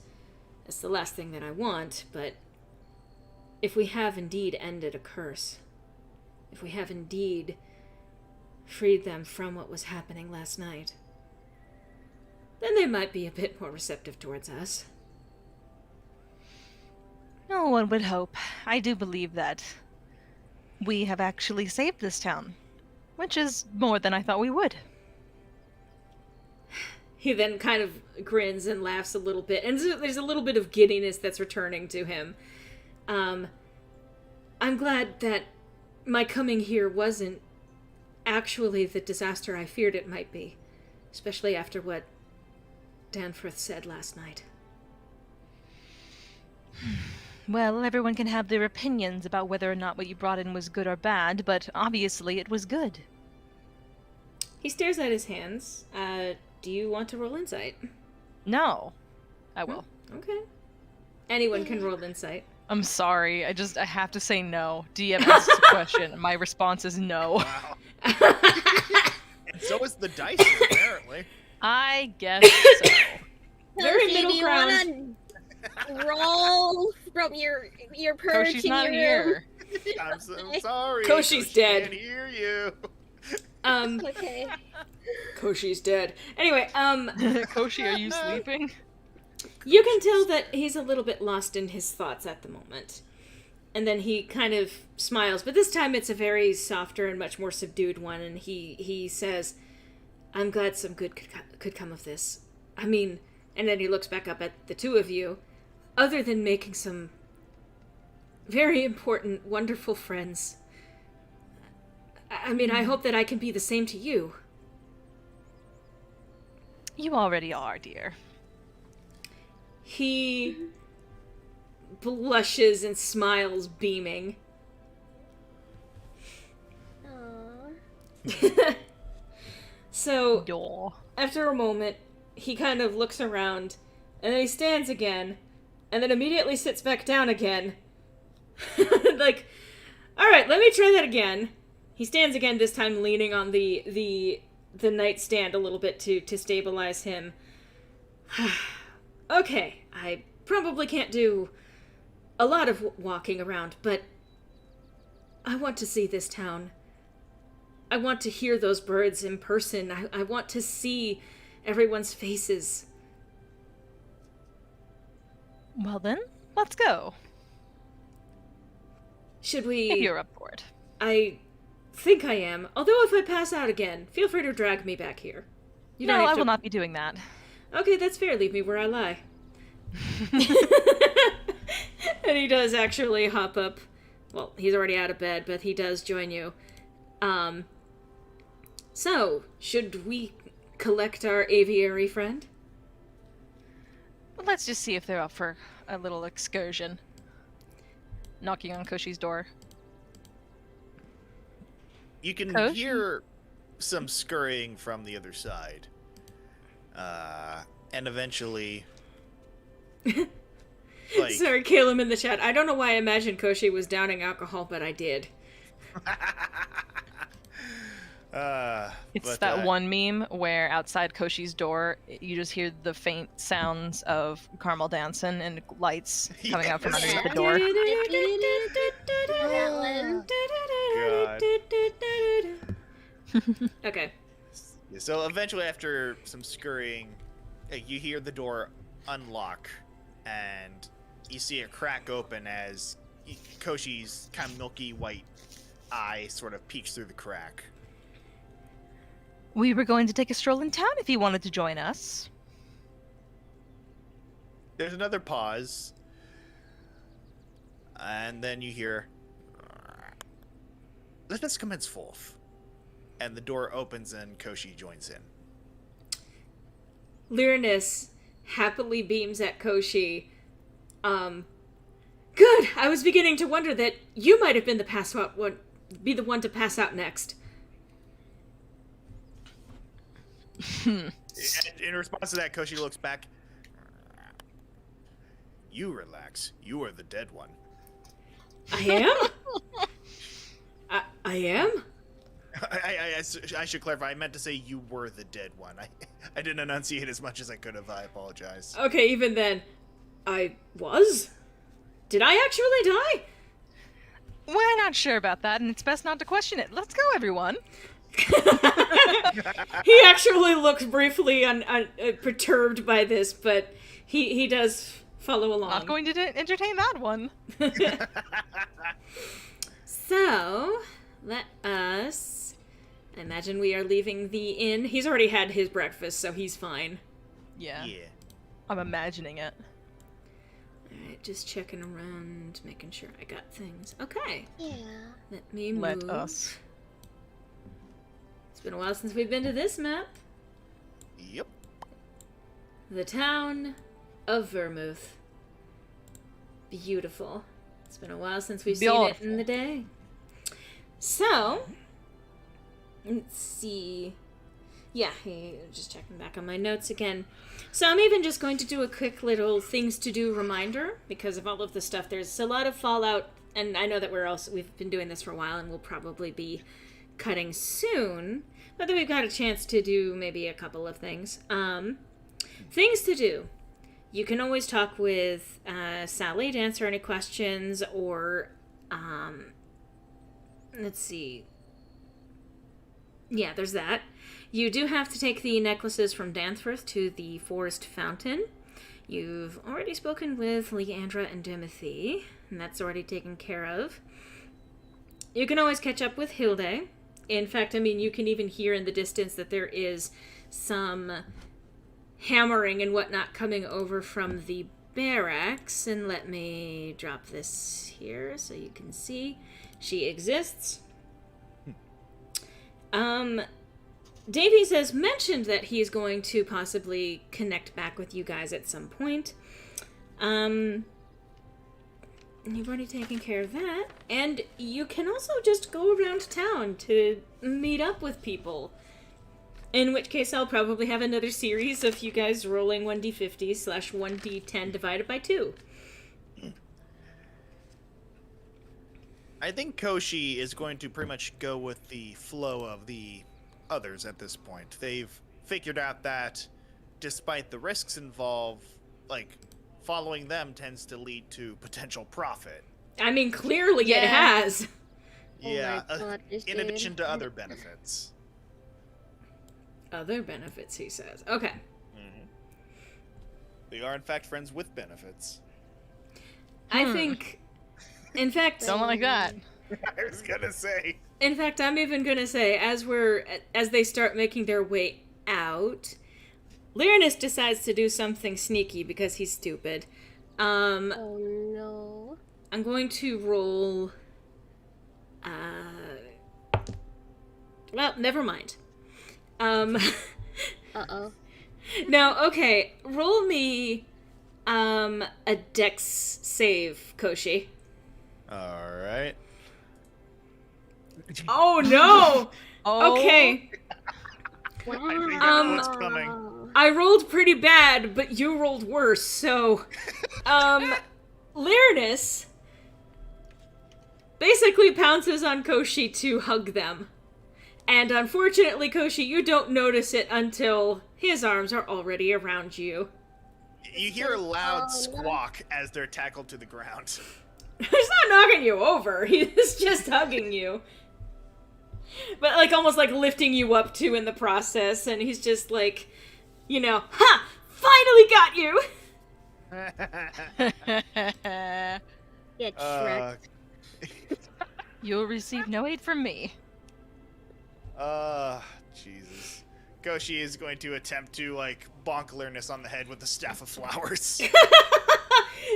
he at the first sign of squirming, he actually does set Koshi down, but is just smiling and says, I just wanted to know what that was like. I'm glad I know now.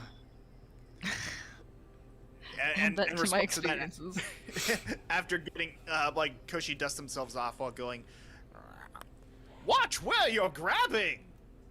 Well, Koshi, Well. as you say, nothing ventured, nothing gained, right? Watch where I'm You grabbing? stay out of it. Believe me, if I wanted to grab you really inappropriately, you would have known. Jesus. Dang, Well, this is Koshi. not a conversation I will be a part of. Haelum walks away. Alright, what direction are you guys going in? I have no clue, man. Koshi. There's so much to check up on. Yeah. There is... Let's start with just being out in the town. Like, let's go on that walk to help Lyronus kind of, like, get Yeah. his strength back. Like, as he's walking, like, you know, he gets more confident in the walking, so it's kind of like, you know, stretching muscles and all of that. And he definitely brightens the more he sees around the town. I guess literally in some ways. Yeah, and Haelum will make mention, like, not to overdo it, but definitely make sure to get his strength back, because we're gonna have to do a lot of walking whenever we leave town. Yeah. I think he's gonna nod vehemently in agreement with that. It's like, well, I mean, it's quite possible that I will need you to carry me again. Nope, not happening again. Aw, but I want to be carried by you. She just gives, like, a sly look, like, I'm not even gonna respond to that, sir. Like, well, I suppose you are already carrying me. I mean, a lot of the work has already come down on all of your shoulders. I've just been here, hanging out in the back. You've just been here looking cute. You think I'm cute? You know, this feels like a trap. And I can see Koshi sort of like speaking up as like the banter's going back and forth. Oh my god, who cares? I love this. All right, so let's do this. Let's do 2 more rounds of this. You guys are walking through town, you guys are seeing the sights, and random people are stopping you on the street. So, roll me As expected. 1d50, or in your case, Haelum, 1d100. I'm gonna try it again. Okay. I think I figured it out. I think. Mm. Let's go! Nice. Yeah. It worked. Nice.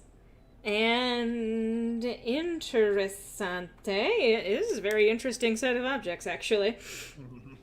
Okay. I love interesting objects. So, Koshi, you are handed. So, there's a man, and he has his very pregnant wife. And they both kind of come up to you and approach you, like they're thanking all of you. Koshi, you happen to get approached by this man, and like, I've seen you rooting around things in town, and well, I want to make sure that you take care of yourself. We've been keeping this, you know, ever since we picked it up when we were last in Fearenwall, and hands you a potion of greater healing. Ooh. Damn. So you can mark that down. Nice. Haelum. Sorry, I just want to add one thing. Like, getting sort of inspiration from their sort of on-the-fly idea from last night, Koshi stops the couple before they leave, recounts the magic word from their staff, and produces Aw. 2 flowers for them. Oh. Be sure to dock the charges for that, because you get 10 of those in a day. Oh, okay. So it's a new day, so I'm down to 8. Mm-hmm. All right. So you'll hand each of them a poppy, Yeah. and because the way they see it, like if they're gonna be getting something and they want to keep a good reputation, they might as well give them something for their gifts. No, that's what I call character growth, fellas. Well, I mean, again, Agreed. it mean future business endeavors. It costs them nothing to produce these flowers, so Yeah. Huh? it works. That works. Yeah. So Haelum, what you rolled, you actually did really good here. Oh boy. Someone, and this is actually one of the elven flame dancers from the night before, comes up and, I mean, again, saying that they appreciate all that you've done, the same kind of thinking and all of that, and that they want to compliment your beauty in the best way possible, and they hand you a star sapphire silver necklace worth 2,000 gold. Nice. Star sapphire. I'm gonna make sure I write this down first. Yeah, Silver necklace. You said 2,000? worth 2,000 if you wanted to sell that thing, but She probably doesn't. She would probably wear it. Although I will say she like is very appreciative. She's like, "Thank you so much. It's absolutely gorgeous." And she's going to be very cordial to the elven dancer, like complimenting their performance, saying it was actually wonderful, hamming it up in front of Lyronus. But basically, if and when they kind of walk off, she'll kind of like show the rest of the group the necklace and say, "Well, blue isn't my color, but it's pretty." I think Koshi will offer to buy it. No, absolutely not. Oh, I'm still going to keep it. It was a very nice gift. interesting. So yeah, Lyronus is going to remark, like, well, blue isn't your color now, but give it a couple of months. Maybe. He kind of, like, smiles somewhat knowingly, and, like, at your dance was so beautiful, and, like, I imagine there might have been a smirk in Lyronus's direction, Yeah. at which point he would have pouted, like, you know, like, but it would have been pouted in the sense of, like, clearly hamming it up. He smiles immediately afterwards with, he's clearly not bothered by that. I mean, She's only doing it to joke around. yeah, and he knows that, and so he's sulking because that's the response for when someone's teasing you like that. Exactly. So, Ariadne, interestingly enough, you actually have... No, keep going. You have a small girl with her mother approach you, thanking you for all that you have done, and pulling out a small, it's a wooden music box.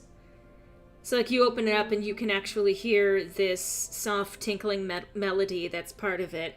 And the figure inside is a dancing elf woman, I think it is.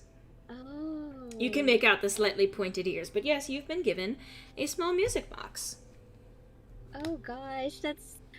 Oh no, that's adorable, but also, oh no, can she actually? It's another one of those. Oh gosh, can she take that from little girl? Are you sure? Are you sure? Stop giving me your family heirlooms. Like, this seems like a very precious gift object. I to part with it. Are you sure? I think she's going to smile and nod and say, I mean, I think this would be like a girl of, like, you know, maybe 10, 11 or something like that. So pointing out, like, that she's never known anything but this place feeling, you know, dark and overwhelmed. Like, there's always been this heavy cloud over the entire town as long as she's been alive. She literally cannot remember it feeling this sunny, this vibrant. And, like, she's got plenty of other toys, and if she wants music, she can learn to play an instrument. She's been learning how to play the flute, for example. So she can always get another music box, but she wanted you to have this because it's what she can give you now. Oh gosh, okay. She gingerly takes the box and offers a quiet thank you. Thank you. Mm, All right, and I'm going to do one more round of this, and that's going to be the last one. And I love items. then I'm going to move us. I'm going to move us to a certain point. Roll it one more time. While we're rolling, I want to just mention that this is giving me vibes from the Pathfinder game that I play now. There's like a website, since it's Pathfinder, there's like a website of like magical but not really magical items. And one item that I got was a jar called the preservatives jar, where it says that it can only hold things that are about the size of a toad, and it currently holds a toad. Nice. I love that. I also got a pair of donkey legs, and I will not elaborate further. I see. Nor should you. And Ariadne? I have a quick question about the music box. Is it a melody that she recognized or has heard, or is it a new melody? Roll me a history. All right. My one And in then history. a D50. You have heard the right. tune before, but you're not entirely sure where. Okay. Can I add the tune to my list of memorized music? I'm not going to give you another music box. Roll again. And yes, you can. People just keep handing you music boxes. Haelum, you can, like, if Ariadne plays it for you or lets you listen to it, you can memorize that tune. And She will. Could I roll to see if Koshi recognizes the song? Sure, it'll be another history. You do not. I'm gonna roll history. No. You do not. It's we very all pretty flunked though. history class. Okay. I'm adding it Lyra to my list does of songs though. Ariadne's music box tune. All right, Koshi. All right. No one approaches you this time. Okay. I'm sorry that I have several. Handing out You guys, drugs. you guys have been lucky so far, but I actually have quite a few numbers of nothing. You have someone approaching you, but they're just saying thank you so much, etc. You've changed our lives, so on and so Koshi, forth. like, where's my gift? Yeah, but give me stuff. Haelum, you, okay, interestingly enough, so another child, this time looks like, 5 years old, a little half-elf boy, baby. comes up and basically apologizes that, this is all that he can give because it's what his, parents gave him for allowance recently, and he hands you 2 coppers. How much? 2 coppers. Sorry, my voice died on me No. there. What are we gonna do with police? Eat them. Burr. I mean, 2 coppers. I can't handle that much Ooh. toxicity. Ooh, actually, okay. Before he goes, she's gonna be like, "Oh, thank you so much. You didn't have to give me anything, and it means a lot that you did. So, in fact, I'm going to give you a gift now." And she's gonna take out the little storybook. I have written here, fiction storybook. Mm-hmm. I'm assuming that it could at least be something he could look at and read. I'm just realizing it's more of a book and not like a picture book. I mean, Maybe the parents of the kid could read it to him. Yes. Bedtime Okay. stories. That Yeah. Ariadne, thank you. yes. You're Why don't you bring welcome. this to your parents, and you should ask them to read this to you. I'm assuming it is child friendly. Let's just assume that, it's, I forget exactly the details of it. Yeah. Assuming Can that you it read is me child. the story about Mr. Gray? Oh my No. fucking god. Oh. So anyway, Ariadne. Yes? I'm sorry, just Ariadne responding to the DM. Yes, God? Yes, God. You are actually given, so I'm trying to think of what the rationale behind this would be. Basically, you get an older teen girl, like someone who would have been 17, 19, somewhere in that range, saying that, this almost feels like it's an insult. I'm sorry, I realize what I have written down here, but this was actually... Don't worry. This was among the Used loot... to that. This was among the loot that I looked up on a table for this. And basically, it's actually a pretty nice, clean white cotton shirt. It has a little bit of embroidery, a nice pattern on it. and basically saying, like, you know, this has been too small for me for a while, but I think that this would look very pretty on you, and I just wanted to thank you for helping us break this curse thing. Oh, God. Ariadne kind of like manages to thank you. Once again, asking, are you sure I should be taking this? I mean, I wouldn't want to be rid of one of your valued checks. I mean, it's too small for me. Like I said, you're small though. Oh, she's very small. She definitely needs to gain some weight. That's fair. Food. Yes, okay. The shirt would look lovely on you. Okay. Oh. Oh, gay. Oh, cool.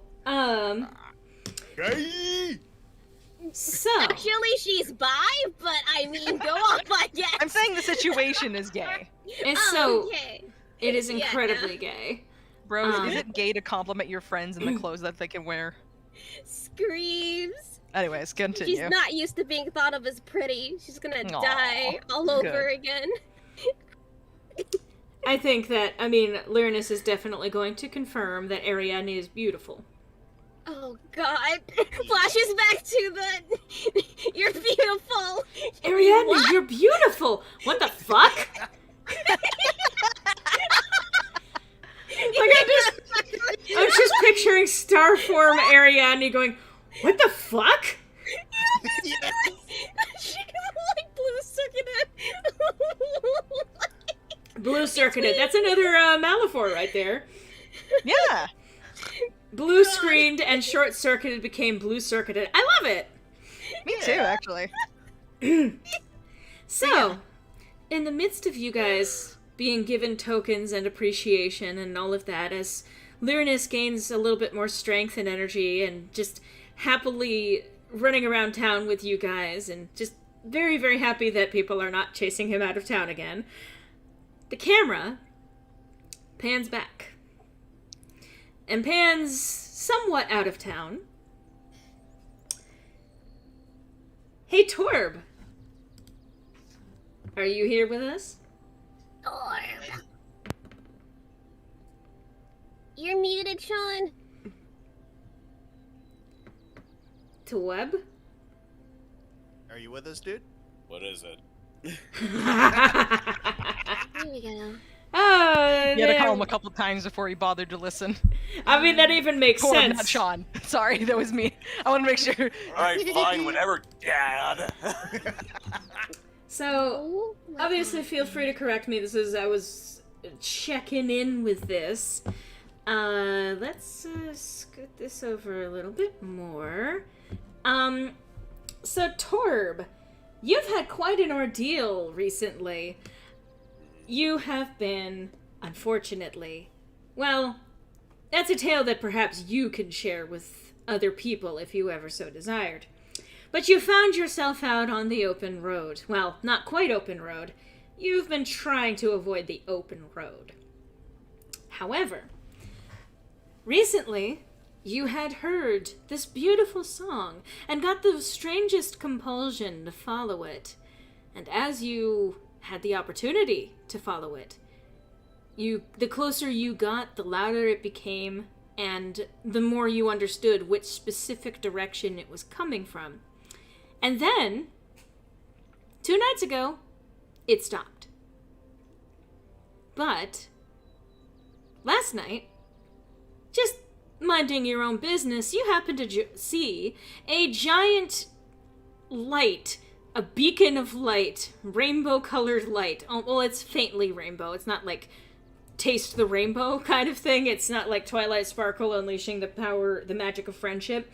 It's just like, a light with a faint rainbow aura to it. Northern Lights.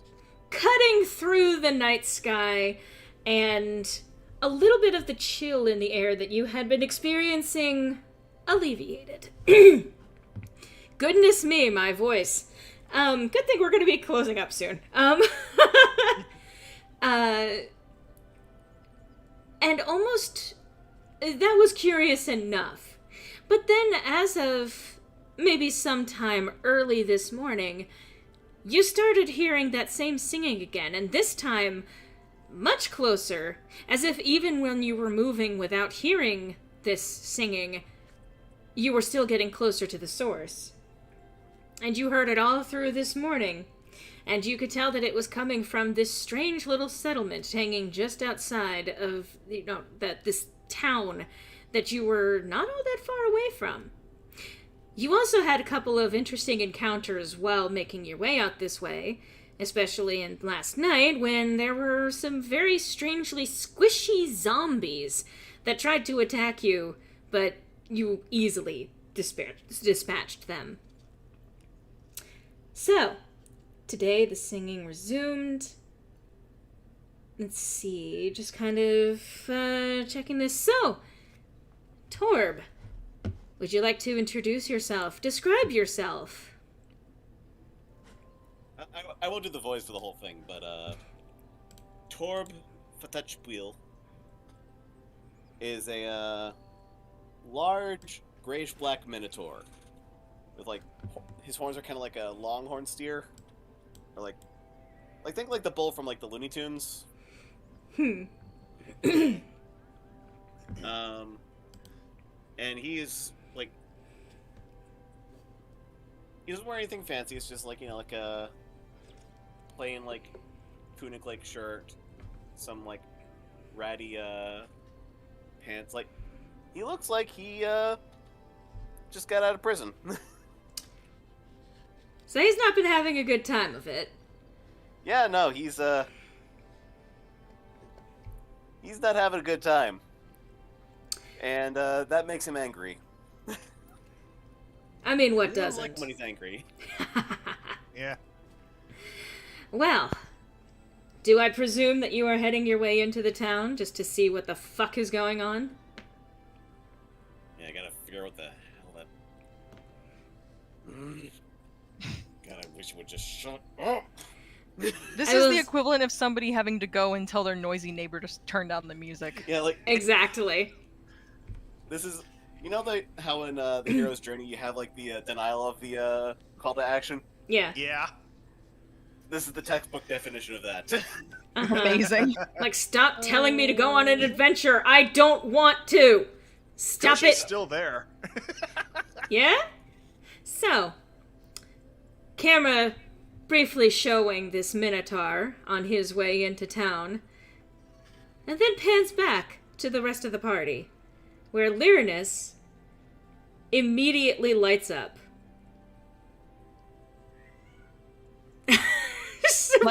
Literally, or Yes, both actually. Oh no. His eyes his eyes go wide. He looks in the direction of where Koshi had actually originally walked into town. And as he does so, he not only starts to glow a little bit, but little flashes of that rainbow aurora that you guys have seen around each other in the midst of all of this start picking up again. And he starts darting in that direction, remarking that he senses another new friend. And not long after he goes sprinting, you feel it too. Another presence similar to the one that you sense in each other, in the direction that Lyronus is running. She, seeing Lyronus run off and sensing this familiar feeling, seeing the lights, they go, after a pause and an avian sigh. Fan-friggin-tastic, we're back here again. Okay. No. Lyronus runs up on Torb before halting and staring wide-eyed with wonder. You! I saw you last night. I didn't know you were so close. Keep it down. I'm not supposed to make a big scene here. What? Don't make a scene? Look, I've been on the run. There was this music, it kept telling me to go this direction. I just want to know what the hell this music is all about. what they want me to do. If they're gonna use me and then just toss me away again. Oh, I'm on the run too! What a coincidence! Excuse you. We're going to have to help this situation, aren't we? Do you guys Must we? Yes. Yes, we must. Slowly Here we making go, our yes. way over. And then, when you guys get close enough, the moment that you guys are relatively close anyway, you see it all around each other, and this includes you, Torb. You see this around them as well as around you. This rainbow aura, similar to that light that you saw the night before, but now it's glowing around you, and it glows around them too. And you sense that part of you somehow knows each other, whether it's conscious or not. Oh, okay, now I'm glowing. Alright. I got Yeah, a that bad feeling happens. about this. That happens around us. And I suppose you're one of us then. One of what exactly? 15 years ago, did you look up at the night sky? Did you see a star disappear? Cloud? I mean, yes, disappear. Probably. I was kind of a hired gun for a while. I probably just, like, meandered off and just, like, looked up at the sky at one point, and maybe a star went out, maybe it didn't. Well, I mean, you would have noticed you were looking at it. It was apparently very resplendent. That was me! You're a star. He's telling the truth. He happily glows. That's debatable. But You know what? I wasn't in the mood for a prank today, but you know what? You got me. Alright, what's the real catch here? there's no catch. I mean, I'm very glad that you're here. And these three, they found me yesterday. No, not yesterday. It was 2 days ago. 2 nights ago. That's what it was. He's just so excited. He's like It has flustered. been a very short amount of time. But they are the best possible friends that anyone could have, and now you are too! Yeah, thanks, but no thanks. From past experiences, friends and me don't. The word friends and I don't mix. Immediately, all joy evaporates from his face, and he stares, hurt, emotionally wounded. And seeing this, Koshi even speaks up. I like this one. He understands. Would you prefer the term compatriots for now, then? I mean, Whatever floats your boat. you came. Will you be staying with us? Well, I guess as long as you guys actually meet, I guess, then I can just screw off back into the forest. Lyronus beams both figuratively and literally at this.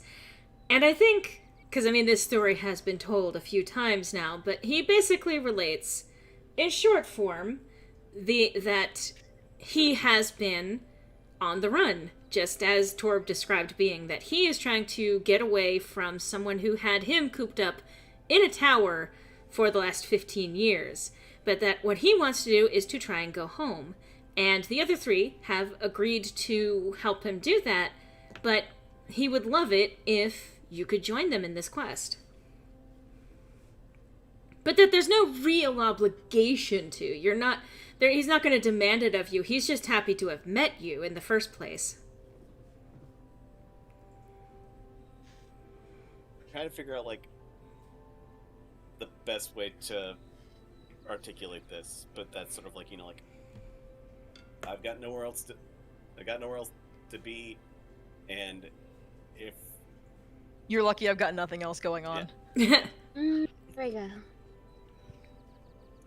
it's either this or going back into a jail cell, or living out in a cave. Well, that seems alluring, then if there's some, like, and he, like, does, like, the magic wavy fingers, like, magical destiny or whatever. I would never let you go into a jail cell. Never again. Not if I can prevent it. Not if you have good legal representation. Haelum holds up a finger. Which I can one? pin your stud if you'd like. Her pointer finger lore. Koshi just pulls out their thieves' tools. Oh, yes. To break them out. Koshi can also just break you out. Well, this is new. Get used to it. We are all, bound by some mystic fate. Apparently, seeing the moment when I left, something about the ritual that pulled me from the sky in the first place, it did create some kind of bond with all of you. And then he looks to the others. But as powerful as we already are when we use that power, he's kind of, again, he's just so excited that he's stumbling over all of his words. Imagine how much stronger we'll be with him! Do you, sing? That's not really my Any instruments? I can hit things. Good enough. I can hit things too! He's just so desperate to try and relate to Torb. All right, honey. Just let's calm down. Okay. Like Koshi even like goes up to like Lyronus at this point. You are a sad, strange little man, and you have my pity. Well, I would say the same about you, but you're not a man. But he's saying Smashed in the face. he's saying this with a bright smile, by the way. And this is just like, oh yes, punish me. Koshi looks over to Torb, kind of lifts a non-feathery eyebrow, as if to say, "You see what I have to fucking deal with." Torb just kind of like puts his hand up, like, "This is your problem right now." Well, it's about to be yours. So, you have been adopted, Torb. I'm sorry. This is It's too late. It's great. I'm trying something new. Like, I'm usually the himbo. This time I'm the grumpy man. You're the Grimbo. There's a word for it. I'm trying to think of what it is. Tsundere is the only thing I can think of. Okay. I mean, I don't think it's either way. So, with all of that accomplished, I think this is a pretty good stopping point for today. We have a new friend. We have all sorts of rewards. We have a couple of things to start taking care of, and I imagine we're going to be possibly making some momentum out of town on the next session. Hell yeah. Yeah. Cool. Next time on Starburst. All right. Well, I'm going to close that music. I'm going to pass this back over here. This will probably and hopefully be updated, if not the next time we stream, then sometime in the next month or so. We are going to have a new friend, a new companion, Torb. And what was the pronunciation of the name? Fatach wheel. Fatach wheel? Yeah, Let me see it. Celtic Irish. Ah. I see. Fatach Fatach wheel. feel? Fatach wheel. Like it's a dash in between it. Right. There's fatach and then wheel. Okay. Got it. I will have to practice that, but Torb for now. Just Torb. Yeah, Torb's just fine. Is going to be joining us on this adventure. Now, how long he sticks with us is entirely up to him. Maybe he'll be able to warm up to this hodgepodge of people. But now we have a tall Minotaur friend. Yay! Let's fucking go. I think he's just a bit taller than Lyronus is. Sorry for the language. That's not... Big boy. Big boy. Pika boy. Giant. But, I understood that reference. congratulations, guys. You've saved Vermouth. Yay, thank you. You are now heroes. And officially, I mean, like, you know, in terms of, like, they have backgrounds in this game, you officially have folk hero status in this town. Yay! Hell yeah. you're always gonna have that immediate deferment, and they're gonna speak glowingly, I guess in some ways literally, about you guys, no matter where you go. Tall man acquired. But we have been going for some time today. My voice has given out even just a little bit, and that's just like one of those. It's fine. I am actually okay, but that's like, that might be a sign. Understandable. But this has been a lot of fun. I'm glad that we got to this point, and this was all prologue. Mm-hmm. This was all like Damn. This is all it's not the extended chapter 0 or anything like that.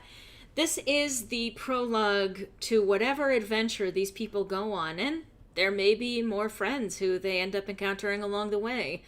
We have one new one to start with, and I imagine, even if they're not members of the Starburst team, you're going to meet many more allies. Allies? Allies. Can't wait to Along- meet Don't want Allie. any of them darn it down a dark alley. Alleys? You're going to meet lots of alleys. And it's just like, I don't want to go down that one. Alley's nuts. Shut the fuck up. Wow.